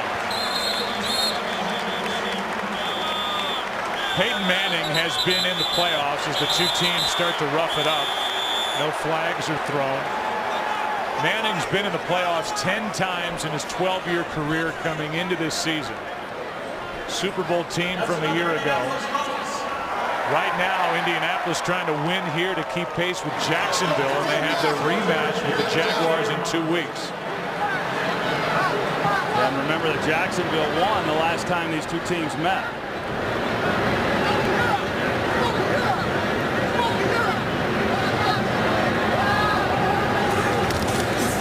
Hand off to Javaris James. Spins into Dallas territory, but flags fly. Umpire threw it.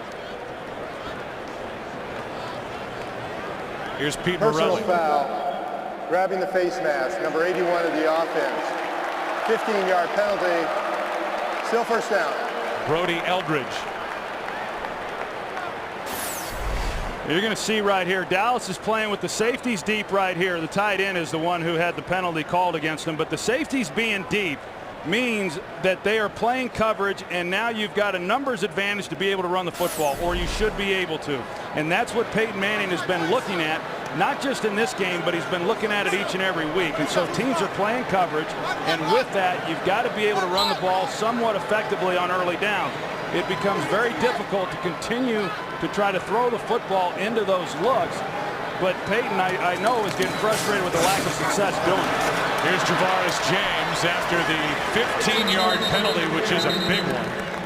Thrown to the ground by Brady James after a gain of just 4 with coming up on 2 minutes left in the third quarter. And there is Mike Hart, who is again bothered by an ankle injury. Joseph Adai, who does everything from the running back position for the Colts, is missing his 6th straight game with a neck injury. May come back next week. They need him. Manning to the sideline. There's Eldridge. And Brody makes the catch, a gain of 8. Clock continues to wind. 3rd and long coming up. And what happens then is, because Dallas is playing, they're just determined not to give anything deep down the field. And so Peyton is having to be very, very patient. Now you're sitting here looking at a 3rd and 12. And he knows in order to pick up this first down, he's got to try to get the ball down the field, something that's been hard to do. Cowboys are showing blitz. And Manning checks out of something.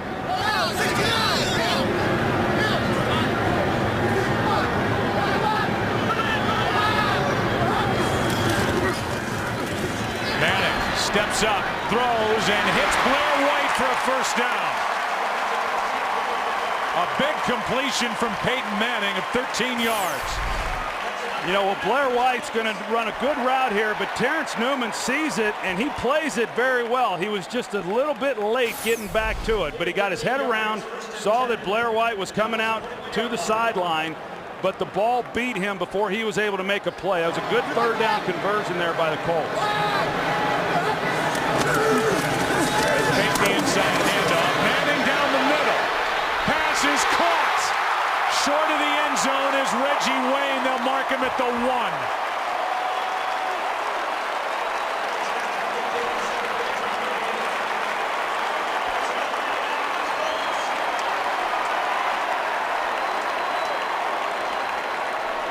Third quarter is running out of time, under 10 seconds. It's first and goal from the 1. Reggie Wayne, incomplete. And that's how the third quarter will end, with an incompletion to Reggie Wayne. So here are the Colts needing a win, down by 13, second and goal from the 1 when we start the fourth. Back after this from your local Fox station. 15 minutes to go as we start the fourth quarter. It's a 13-point game, and it's second and goal for the Colts at the Dallas 1. And they're in a position where you'd like to line up and be able to try and pound it into the end zone, but they haven't been able to line up and pound anything. Here's the big completion to Reggie Wayne. Yeah, they had a nice route combination. They ran Jacob Tamme vertically on the safety to hold him, which forced then the one-on-one matchup with Michael Jenkins. James in a tailback. He gets it, and he fights his way in for the touchdown.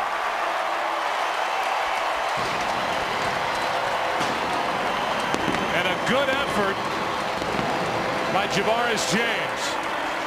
His third rushing touchdown of the season. Yeah, you're right, because he got jammed right at the line of scrimmage, but he was able to keep his feet going and then just get enough to get it across the goal line. And you know, that's a nice drive by the Indianapolis Colts. I mean, as inconsistent as this game has been for them offensively, and as much as Peyton Manning has struggled, they do have big playability. And they keep showing, and now it's a 6-point game. The key play, the 40-yarder to Reggie Wayne. Set up Javaris James to pound it in. 27-21. Cowboys on top.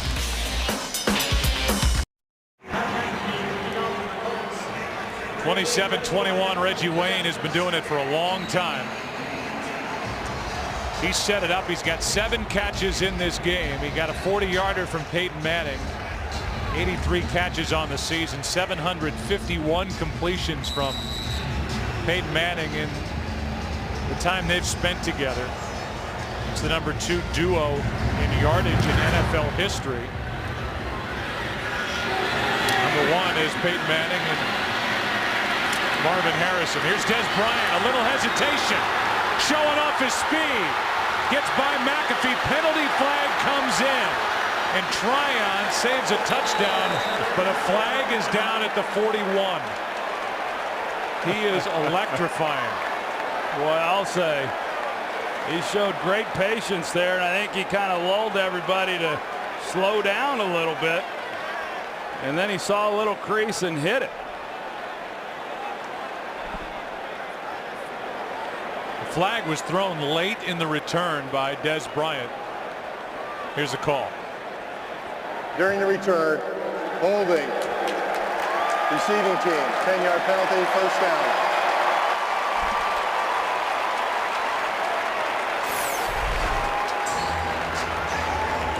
See him right here. Des Bryant stops for just a minute and then reverses field. Looked like the call might have been right there on Sam Hurd, #17. And it looked like it was a design deal that Des Bryant was going to start to his right, show that it was going to be a return right, and then reverse field and make it a return left. It was a great return without the hold by Sam Hurd. It was an 85-yard return, and instead of starting at the Colts 16, because of the penalty, now the ball is marked at the Dallas 32.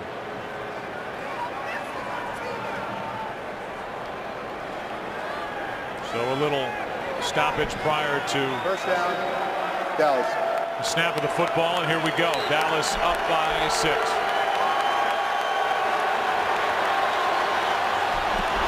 Kitna sets up a screen with Felix Jones. Good play. Welcome back to this linebacking core. They have players now in their normal positions, and Tywan Hagler came up to make that play, as that group has been solidified with the return of Gary Brackett. Here are the offensive leaders for Dallas. 147 yards through the air for Kitna. Choice 51 yards on the ground as he is welcomed back with more action for Dallas here today.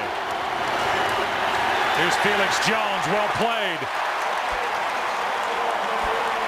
Moala.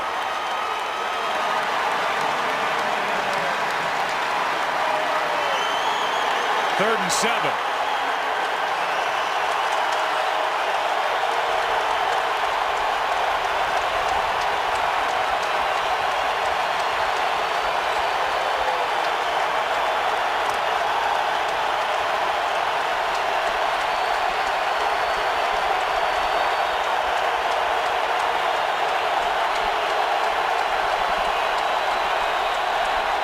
Here come the Colts.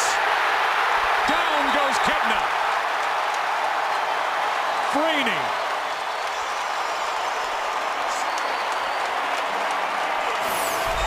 Well, Dwight Freeney, you're going to see the spin move right here up top.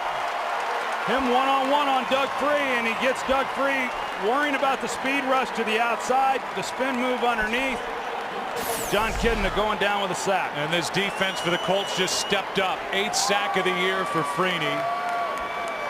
And that's his first tackle overall in this game. And it's blocked.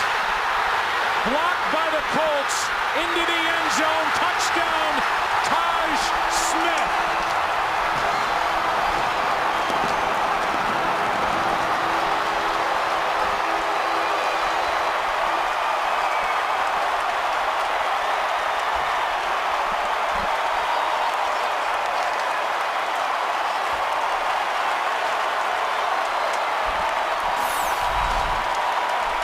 Smith comes right through here. They overload that one side. They got what they wanted. And Smith then just has to be able to make the block. He gets a favorable bounce and is able to recover it for the touchdown. Just added to the active roster this week. He was on the practice squad of the Colts in 08 and 09. Now the Colts are leading for the first time in this game. Smith made the play. McBriar has his first punt blocked all year. And now the Cowboys are down by 1. Well, Taj Smith made the play for the Colts. Their last blocked punt return for a touchdown was in '89 against the 49ers. And Smith, who had a good preseason but hurt his hamstring during camp, was cut. The Colts had to wait until November to re-sign him. Just activated him. And he makes the special teams play to put the Colts on top for the first time all day. Des Bryant can't make the 20. Cavell Connor on the stop. Here's the block.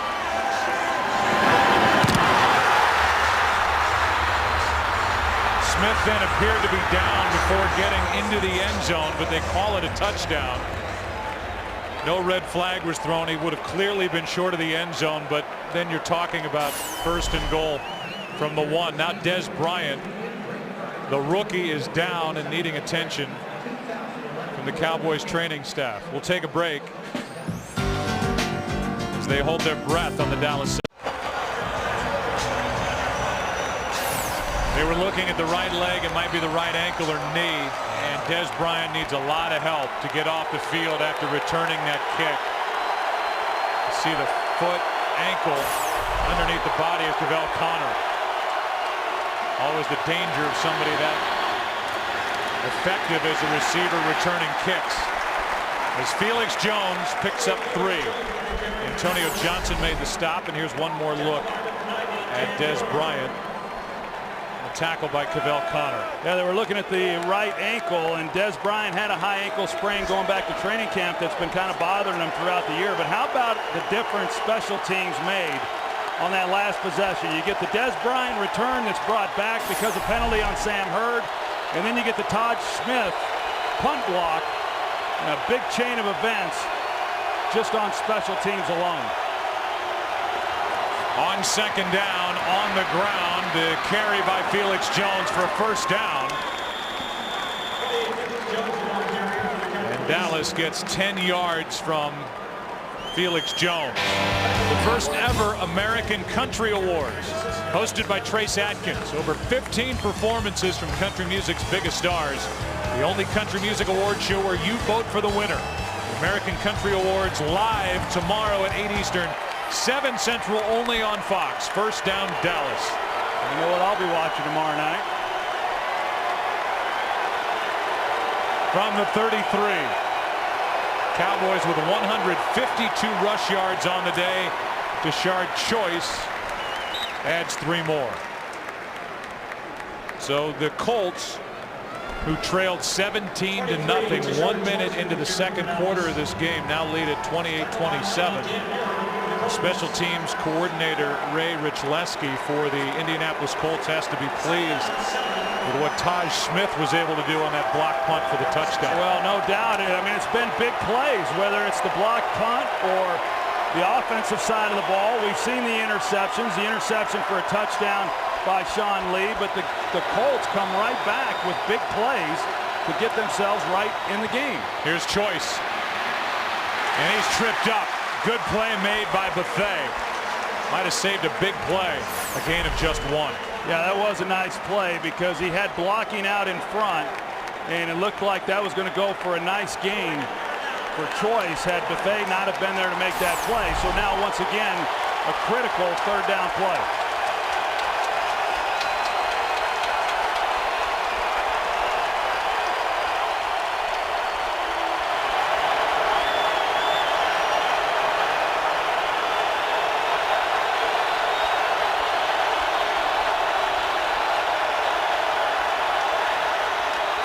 Extra men on the rush, and the pass complete for a first down to Witten. 10 yards and a first down, a third down conversion.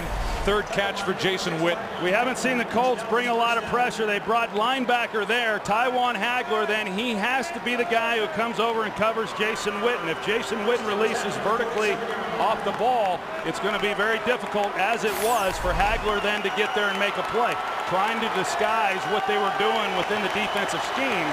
Freed up Witten for that first down.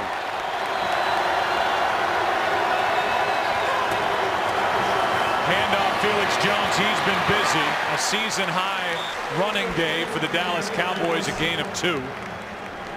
And Felix Jones, who has the only 100-yard individual rushing day this season for Dallas, is up around the 70-yard mark. He's carried it 17 times for 68. Yeah, Dallas was going to have to come into this game and continue doing the things that they have done in recent weeks. Stay balanced, run the football, try to neutralize Dwight Freeney and Robert Mathis. They have not only been able to run the ball, but they've been able to run the ball well. You know, it's one thing to have rushing attempts.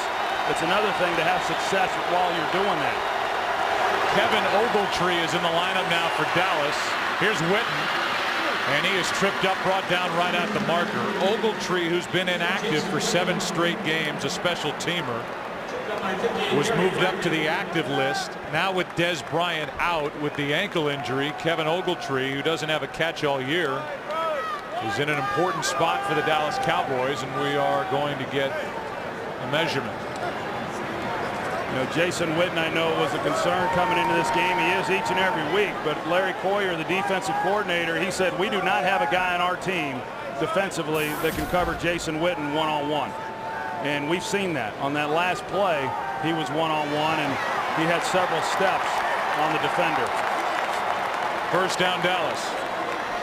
We talk about Larry Coyer, defensive coordinator. It's up to his group after the Colts in a really important game here with a record of 6-5, having lost 3 of their last 4, and at the moment trailing the Jaguars in the division. They've lost the head-to-head to Jacksonville earlier in the year.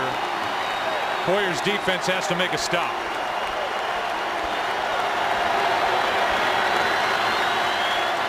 Choice gets it, and Tashard pushes the pile down near the 38, a gain of 5.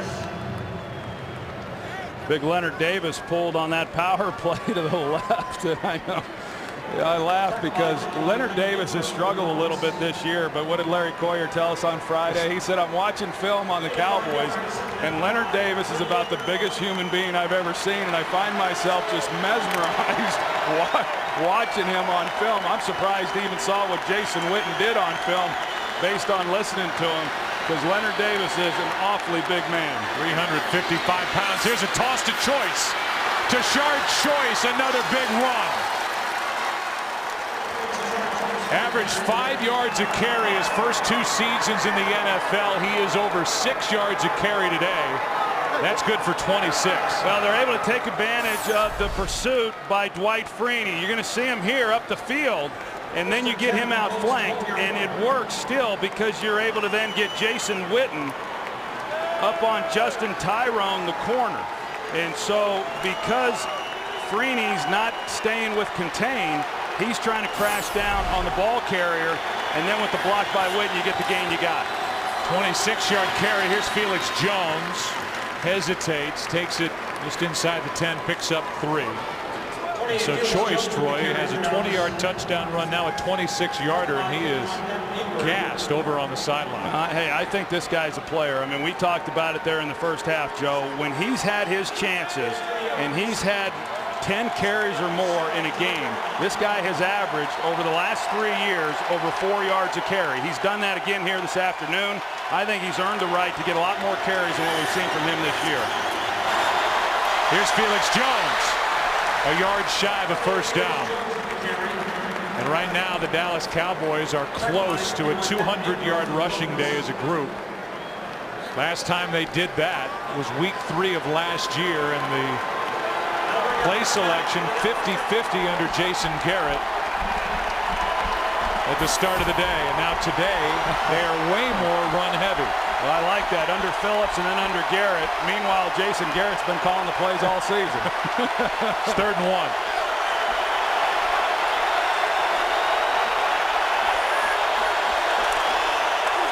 Felix Jones, first down. And how many times, Troy, do you and I talk to coaches around the NFL, and it's boring, and they all say it. We've got to run the ball. We've got to stop the run. And the Colts can't stop the run, and they have proven all day that they can outrun the ball. Well, that's right, and that's been a real problem for this Colts team, both offensively and then defensively as well. I mean, when you're able to take some of the pressure off of John Kitna by running the ball for over 200 yards, I mean, that's nice. We've seen how difficult the sledding's been for Peyton Manning. Choice came down short of the goal line. Got about half a yard. Brackett made the stop, 2nd and goal. You know, I'm impressed, though, Joe, with this Dallas team. You know, for a team that comes into this game at 3-8, and they just don't let up. We've been watching them now for the last 4 games, and you would never know watching this team play that they're out of the playoffs.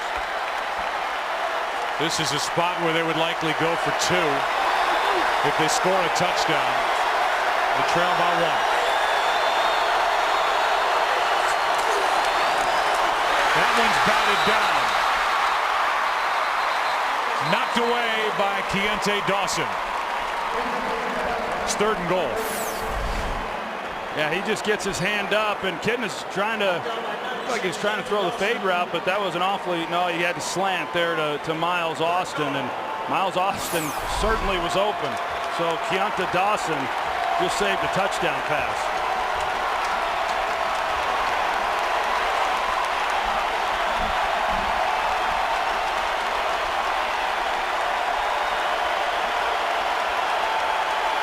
If you're going to say you got a big, powerful offensive line, you run the ball right here. Choice doesn't get there. Angerer, the rookie, the first one there.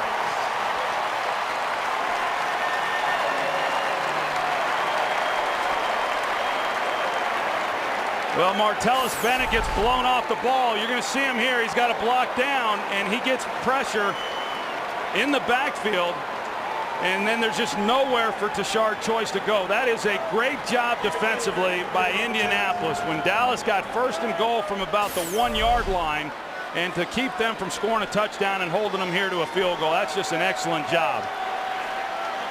This is less than an extra point distance-wise, 19 yards for Beeler, but nothing's been automatic. That is. Penalty flag is down. They're going to have to make him re-kick. It's a delay of game. So that'll turn it into a 24-yard try. And I know you have to take the points. I know there's no decision when you've got 4th and goal from the 1. You haven't been able to get in. But now you're going to kick a field goal, and you're going to give the ball back to Peyton Manning, where you only need to get into field goal range with a guy like Vinatieri waiting on the sideline. You're 3-8. You're out of the race. I mean, I think you could. It's at least worth the discussion. Well, 3-8 or 8-3. I think Jason Garrett is calling this to do what he thinks will help him win the game. You have to take the points here and take the lead, but it certainly does change what Peyton Manning is thinking over on that Colts sideline. So a 24-yard try to regain the lead.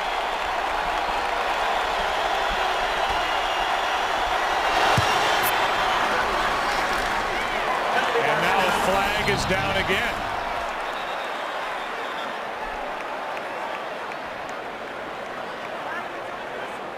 Let's see what the call is. Foster took a leap onto a teammate's back.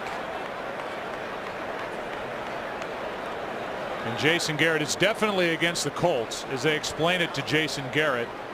Here's the call. Unsportsmanlike conduct. Number 68. The defense. Leverage. Half the distance to the goal. Automatic first down. So now the Dallas Cowboys take the points off the board and have an automatic first down. And it was Eric Foster, by using leverage, guilty of the unsportsmanlike conduct.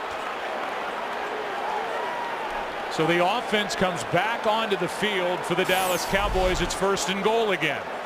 Watch 68 there leaping on the back of Gerard. So there was no teammate, but he ends up on the back of Gerard.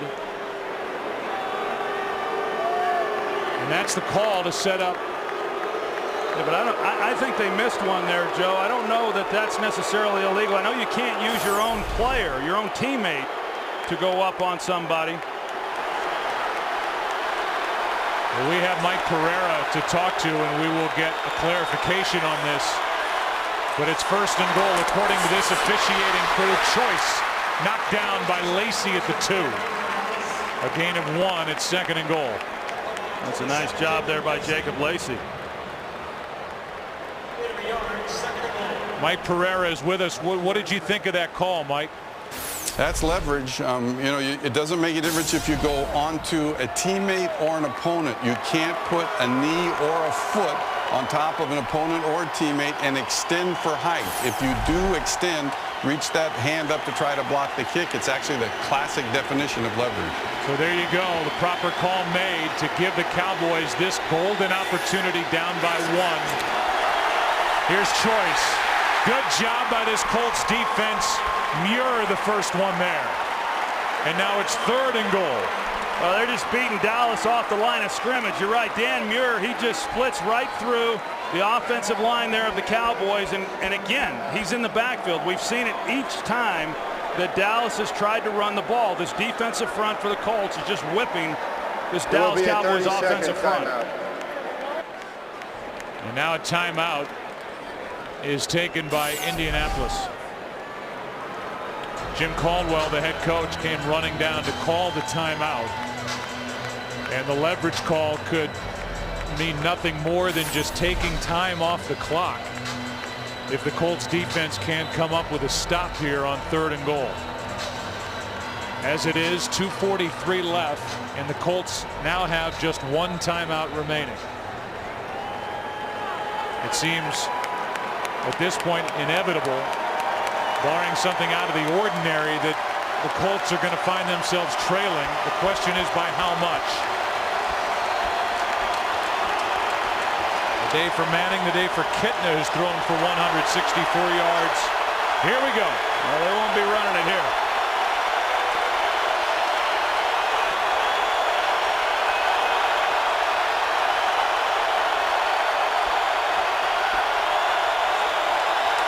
Wide snap. Kitna. Far side, Witten, touchdown. In front of Bethea. And a beautiful throw from John Kitna for the touchdown.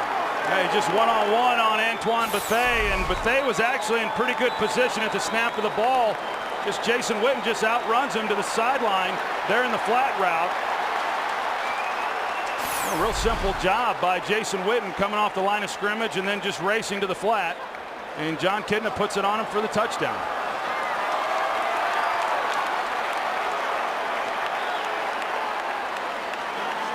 So now going for 2 for the Cowboys to try and make it a 7-point game. Dallas Cowboys have converted 1 2-point conversion this season and went to Witten.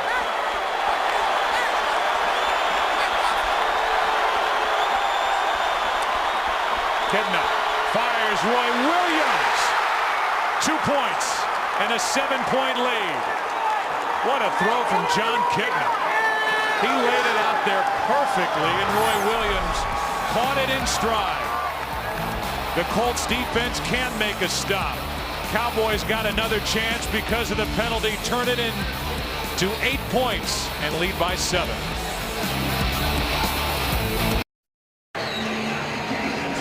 Look at the numbers on that scoring drive. 18 plays. That's the longest scoring drive of the season for Dallas. 10 minutes off the clock. That's called playing keep away from Peyton Manning. And 14 of the 18 plays were running plays.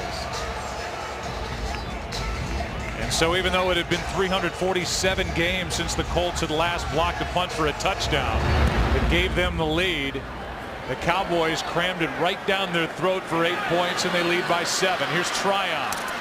Can't make the 20. And a good play made by Danny McCray, a return of 19 yards. And here comes Peyton Manning, and it is all stacked up against Peyton Manning and the Colts on this drive and maybe for the season. Last time they missed the playoffs, 2001. If they lose today, they're a full game plus behind Jacksonville. Plus, because they've lost to Jacksonville head-to-head, they have them here in 2 weeks. Peyton Manning said to us, the wild card option is dead. We've got to win the division to get to the postseason. Quick throw, broken up by Jenkins. Pass intended for Reggie Wayne. Let's go to Kurt Menefee for a game break. Tampa Bay intercepted Matt Ryan to set up this score. The running back Ernest Graham to John Gilmore on the trick play, 23-14, pending the extra point. Tampa trying to go up by 10 with 10 left. Joe, Troy, and Pam. That brings the #1 seed in the NFC more into play. If that score stays, and now this one, a total miscommunication between Peyton Manning and Reggie Wayne, and it's 3rd and 10. Yeah, it's one thing when it happens with Blair White, but when there's a miscommunication with Reggie Wayne, these guys have been playing together for too long. But you can tell Peyton Manning thought that Reggie Wayne was going to stay up the sideline. Reggie Wayne hooks it up. And it's 3rd and 10. 2 downs to get 10 yards to keep their hopes alive. Manning scrambles and finds Wayne for a first down. Had to step up Peyton Manning, and he found Reggie Wayne for 18 yards. He's having to navigate his own guy in the offensive line. You know, you get pressure from the defensive front, but now he's starting to get pressure from his own players. And with 2:08 remaining, the clock is stopped because Sensabaugh can't get up. You think about the success with the Colts. This is the only team with 10 or more wins and a playoff berth every year since 2002. 8 straight years in the playoffs. 12 or more wins 7 straight years, and they won't make 8. That ends here in 2010, but a streak that started in 03. And yet here they are at 6-5 and staring at 6-6 without a rally here with 2:13 left. Well, I would say that even with some of his guys not here, you know, Dallas Clark, Anthony Gonzalez, Austin Collie, Joseph Adai, we've seen it too many times from Peyton Manning, regardless of who's been on the field with him. I just don't know that you can bet against Peyton Manning in this situation based on his track record. I know it hasn't gone as well this year. We've seen him make some mistakes late in games just like this. We saw it against New England a few weeks ago. But for my money, I'd still put it on Peyton Manning. So now you've got Sensabaugh still hurt. Scandrick is out with a concussion. And a rookie safety, Barry Church, a free agent out of Toledo, has to come in the game. So So they're thin back there, and that's important against a guy like Manning, obviously. Yeah, don't think that's lost on Peyton Manning. Manning slings it, passes caught, what a catch. That's Reggie Wayne again for 13 yards. And we are at the 2-minute warning in Indianapolis. Here come the Colts. Down by 7, 2 to play in Indy.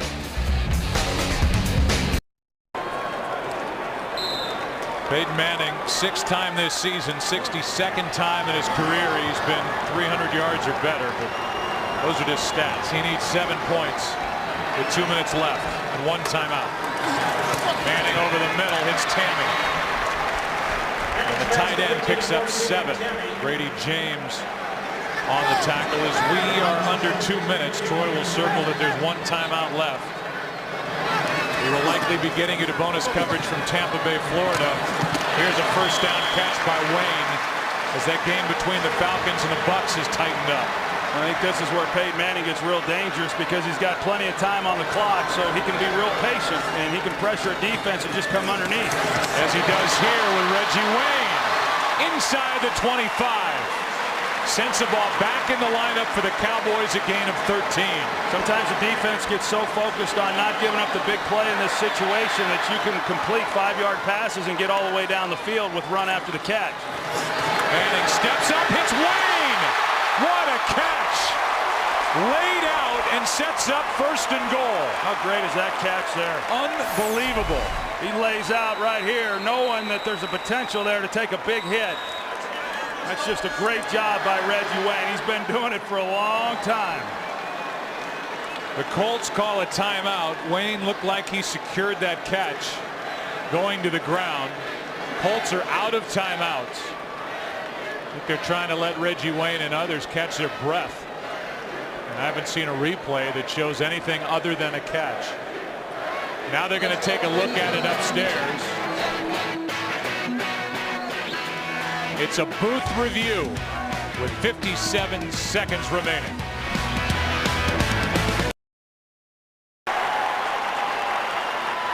Here's the call. He may have already made it. Here's a call from Pete Morelli. After reviewing the play, the ruling on the field is confirmed. It is a catch. So they have also given the timeout back to the Colts as it went to a booth review, and now Reggie Wayne threw 194 yards on the day, 2 yards shy of a career high. They try and run it with Javaris James, who takes it maybe inches inside the 2. Hatcher on the stop. It'll be 2nd and goal. Again, 1 timeout left for the Colts. James again, touchdown!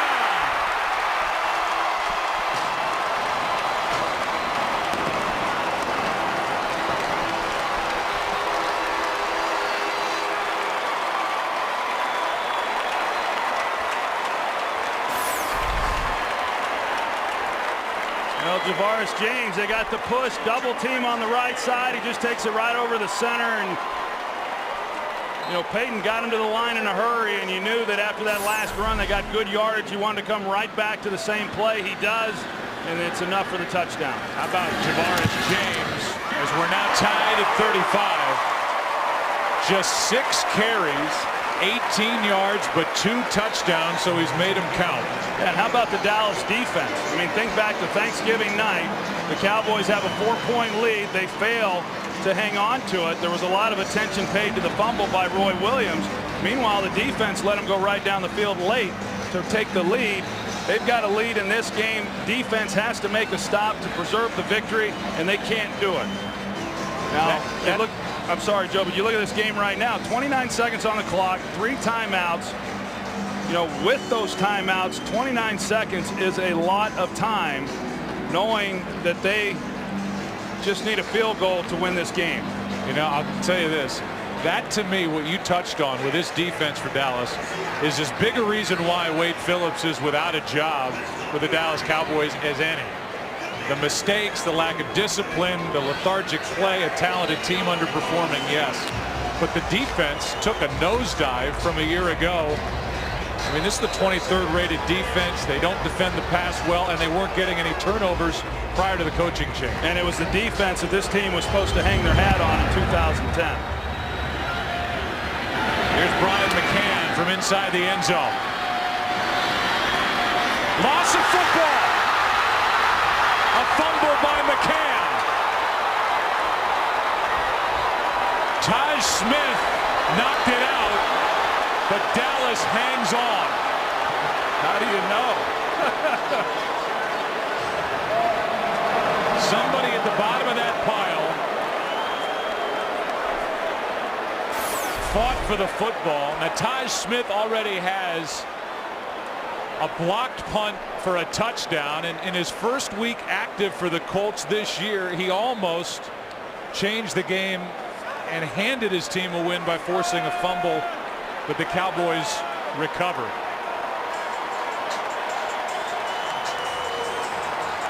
And it was recovered by Miller. That's Lanye Miller, who was just added to the active roster of backup running back. 21 seconds left. And Dallas is just going to say, we'll take this thing into overtime. Despite 3 timeouts, with 21 seconds left, Jason Garrett will head to overtime for the first time. You know, and some may look at that as very odd with 3 timeouts, and you know, in certain circumstances, I think you'd say, okay, hey, let's go see what we can do. But Jason Garrett, as the head coach, he's got to make that decision based on where he thinks his team is at this time. He didn't feel good about it. We're going to regroup, and we're going to see what can happen here in overtime. So here are the overtime rules. The coin toss determines the possession. Remember, the rule change will take effect in the postseason, where if one team goes down and gets a field goal, the other team has a chance to answer. That won't happen in the regular season. 15-minute quarter, you can have a tie. 2 timeouts per team. All replays from the booth. How about Peyton Manning, though? I mean, he comes in, he needs a touchdown to extend this game, shorthanded, and he delivers. How about Reggie Wayne? Oh, it was a 2-man show. I mean, it was Peyton Manning, Reggie Wayne on that last drive. First team to score wins. If the game ends in a tie without any team scoring, will be a tie. We will use fourth quarter timing rules. Each team will have 2 timeouts, and all reviews will be upstairs from the booth. This is tails. This is heads. You're the visitor. You make the call. Tails. Tails is the call. Heads it is. You won the toss. Indy won the toss. Alexa receive. Brady James picked tails. It was heads. Colts will get it. It's overtime in Indianapolis, and a big one for the home team here this evening.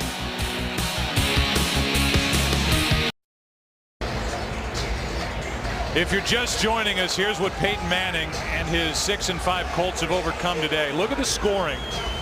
Dallas led by 17 early in the second quarter, by 10 at the half, and by 13 points entering the fourth quarter. And Peyton Manning just took his team down with under 3 to play. Got him into the end zone after the Cowboys had scored a touchdown and then converted the 2-point conversion.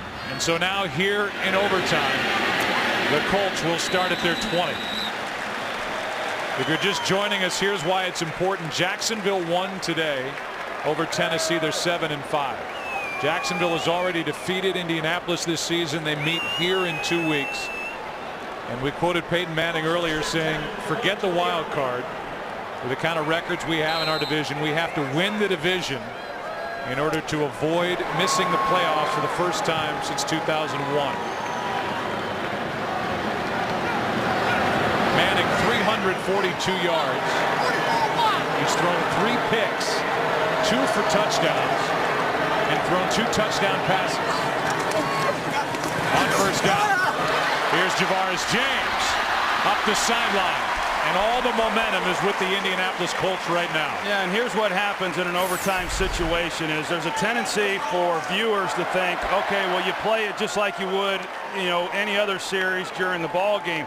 That's not true, because this is still basically a 2-minute situation, only you're not held up against the clock. You have plenty of time, but there's urgency on both sides of the ball.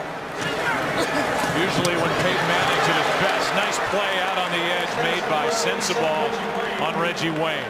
That's right. So now you still have the sense of urgency by the defense, knowing they got to make a stop. Same thing with the offense. But now you're not rushed, and Peyton can still use the drop-offs, the underneath throws like we saw there on that last possession to send this thing into overtime. Manning steps up, pulls it underneath for Tammy, and he is hit by McCann, a gain of 6. And so a 3rd down coming here for the Colts, who have lost 3 of their last 4. Well, on a 3rd down, and a down that they've been good all season, and they've been really good here again today.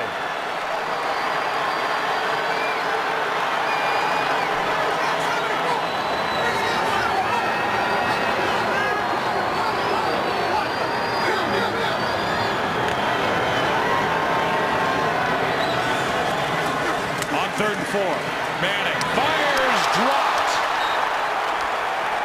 Reggie Wayne, who got him down in position to tie this game, has one off his chest. Yeah, got up on his shoulder pads, and you see he's not able to get his hands up, and it just goes right through his arms. We saw that last week against the Chargers. Peyton threw him a beautiful pass last week, and you just don't see it a lot from him, and that was a 1st down if he makes that play. Des Bryant left with an ankle injury. He has returned 2 punts for a touchdown this season. Ryan McCann has 1, and he's one of 2 guys back. He's the deepest. McAfee hits it, and it's a good high hanging punt. Fair catch called for by McCann at the 17. So here comes John Kitna.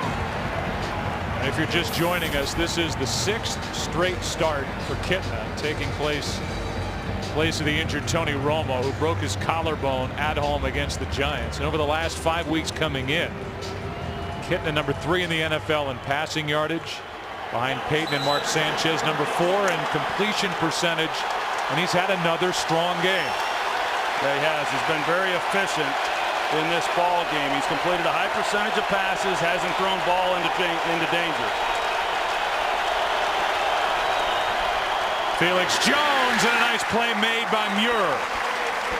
In the backfield, Jones got it back to the line of scrimmage, lost half a yard, and Muir made the play. I'll tell you, Dan Muir he's had himself a game here in the latter half of this one. I mean, down there around the goal line, and then coming right out here, first play in overtime, makes a play in the backfield.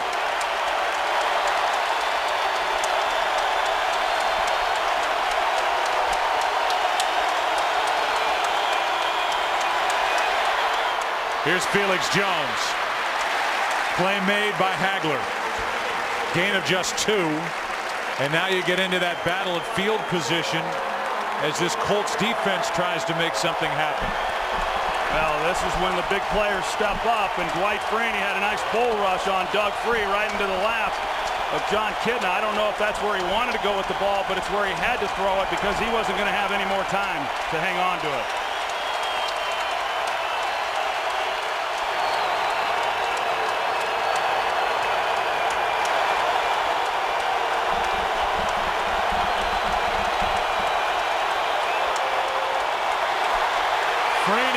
Is held.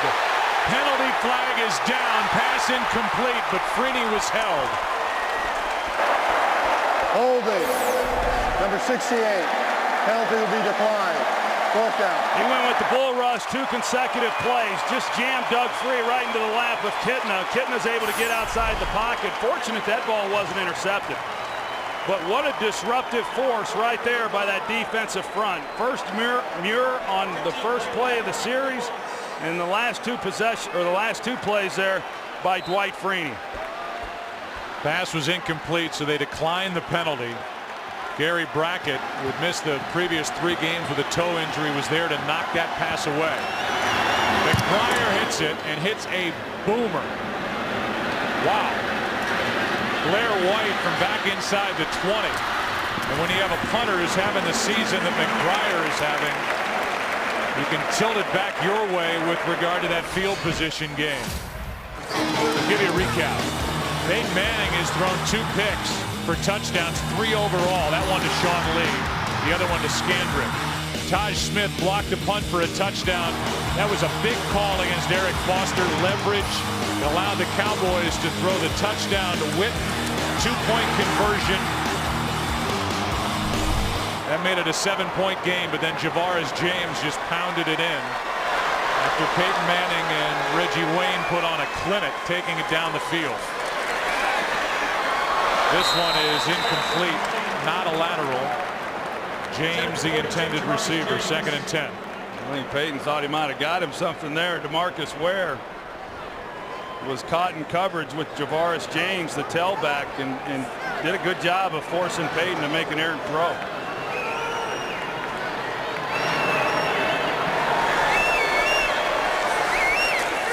Second down and 10. Pass is caught by Reggie Wayne. It's a catch. It's a gain of 6. 3rd down coming up.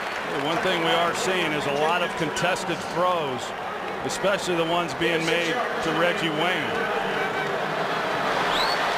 Jenkins with a good coverage. And he's been right in Reggie Wayne's face all day.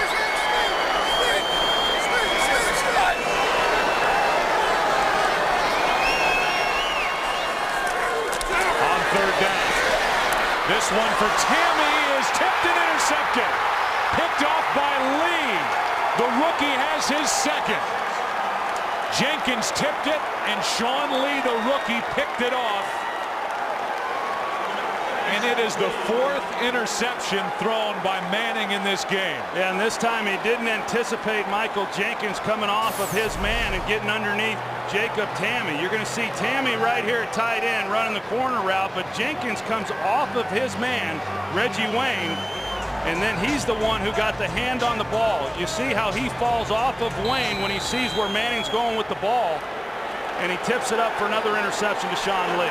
So back-to-back 4 interception games for Peyton Manning after throwing 3 the week before that at New England. Here's Felix Jones. Cowboys are already inside field goal range, but remember, they have a less than consistent kicker in David Beeler. They want to cram this down closer to make it easier on number 18. Yeah, and let me just reiterate, that was a freelance play there by Michael Jenkins. It was a good play. I mean, when you're able to do that and read a quarterback when the ball's being thrown and come off of the man you're defending and make a play, it was a good job on his part. 2nd and 7.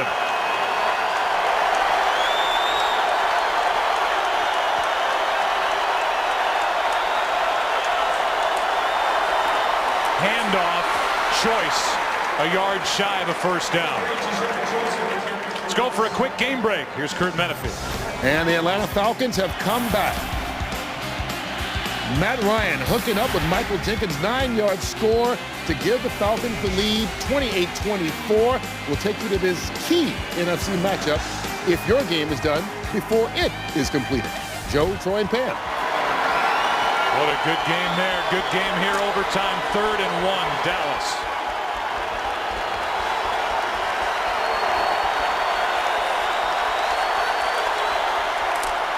Handoff for a 1st down, Choice, and he's done it all day.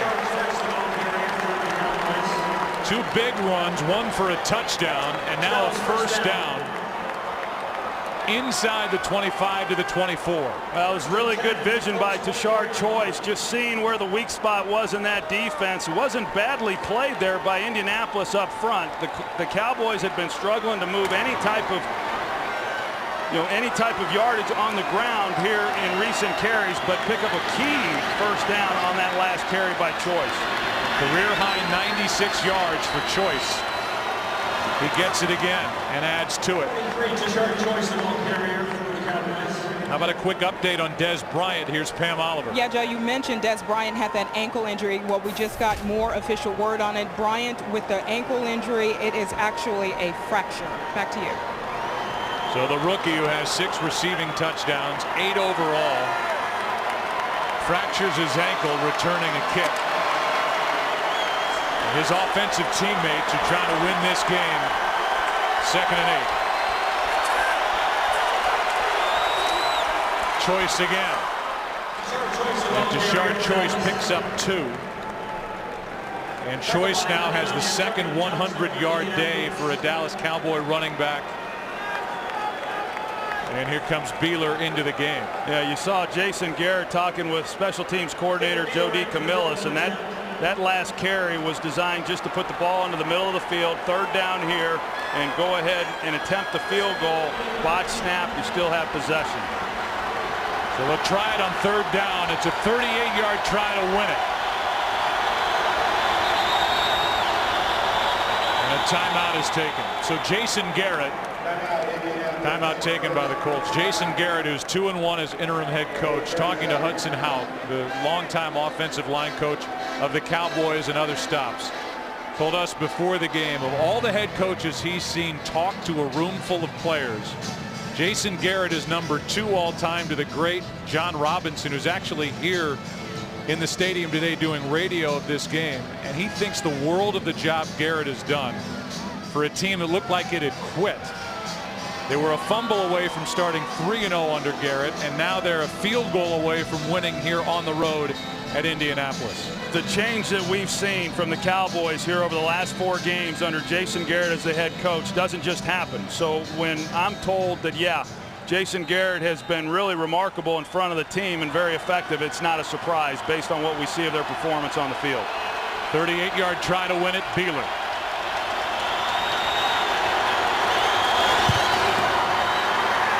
Cowboys win it in overtime.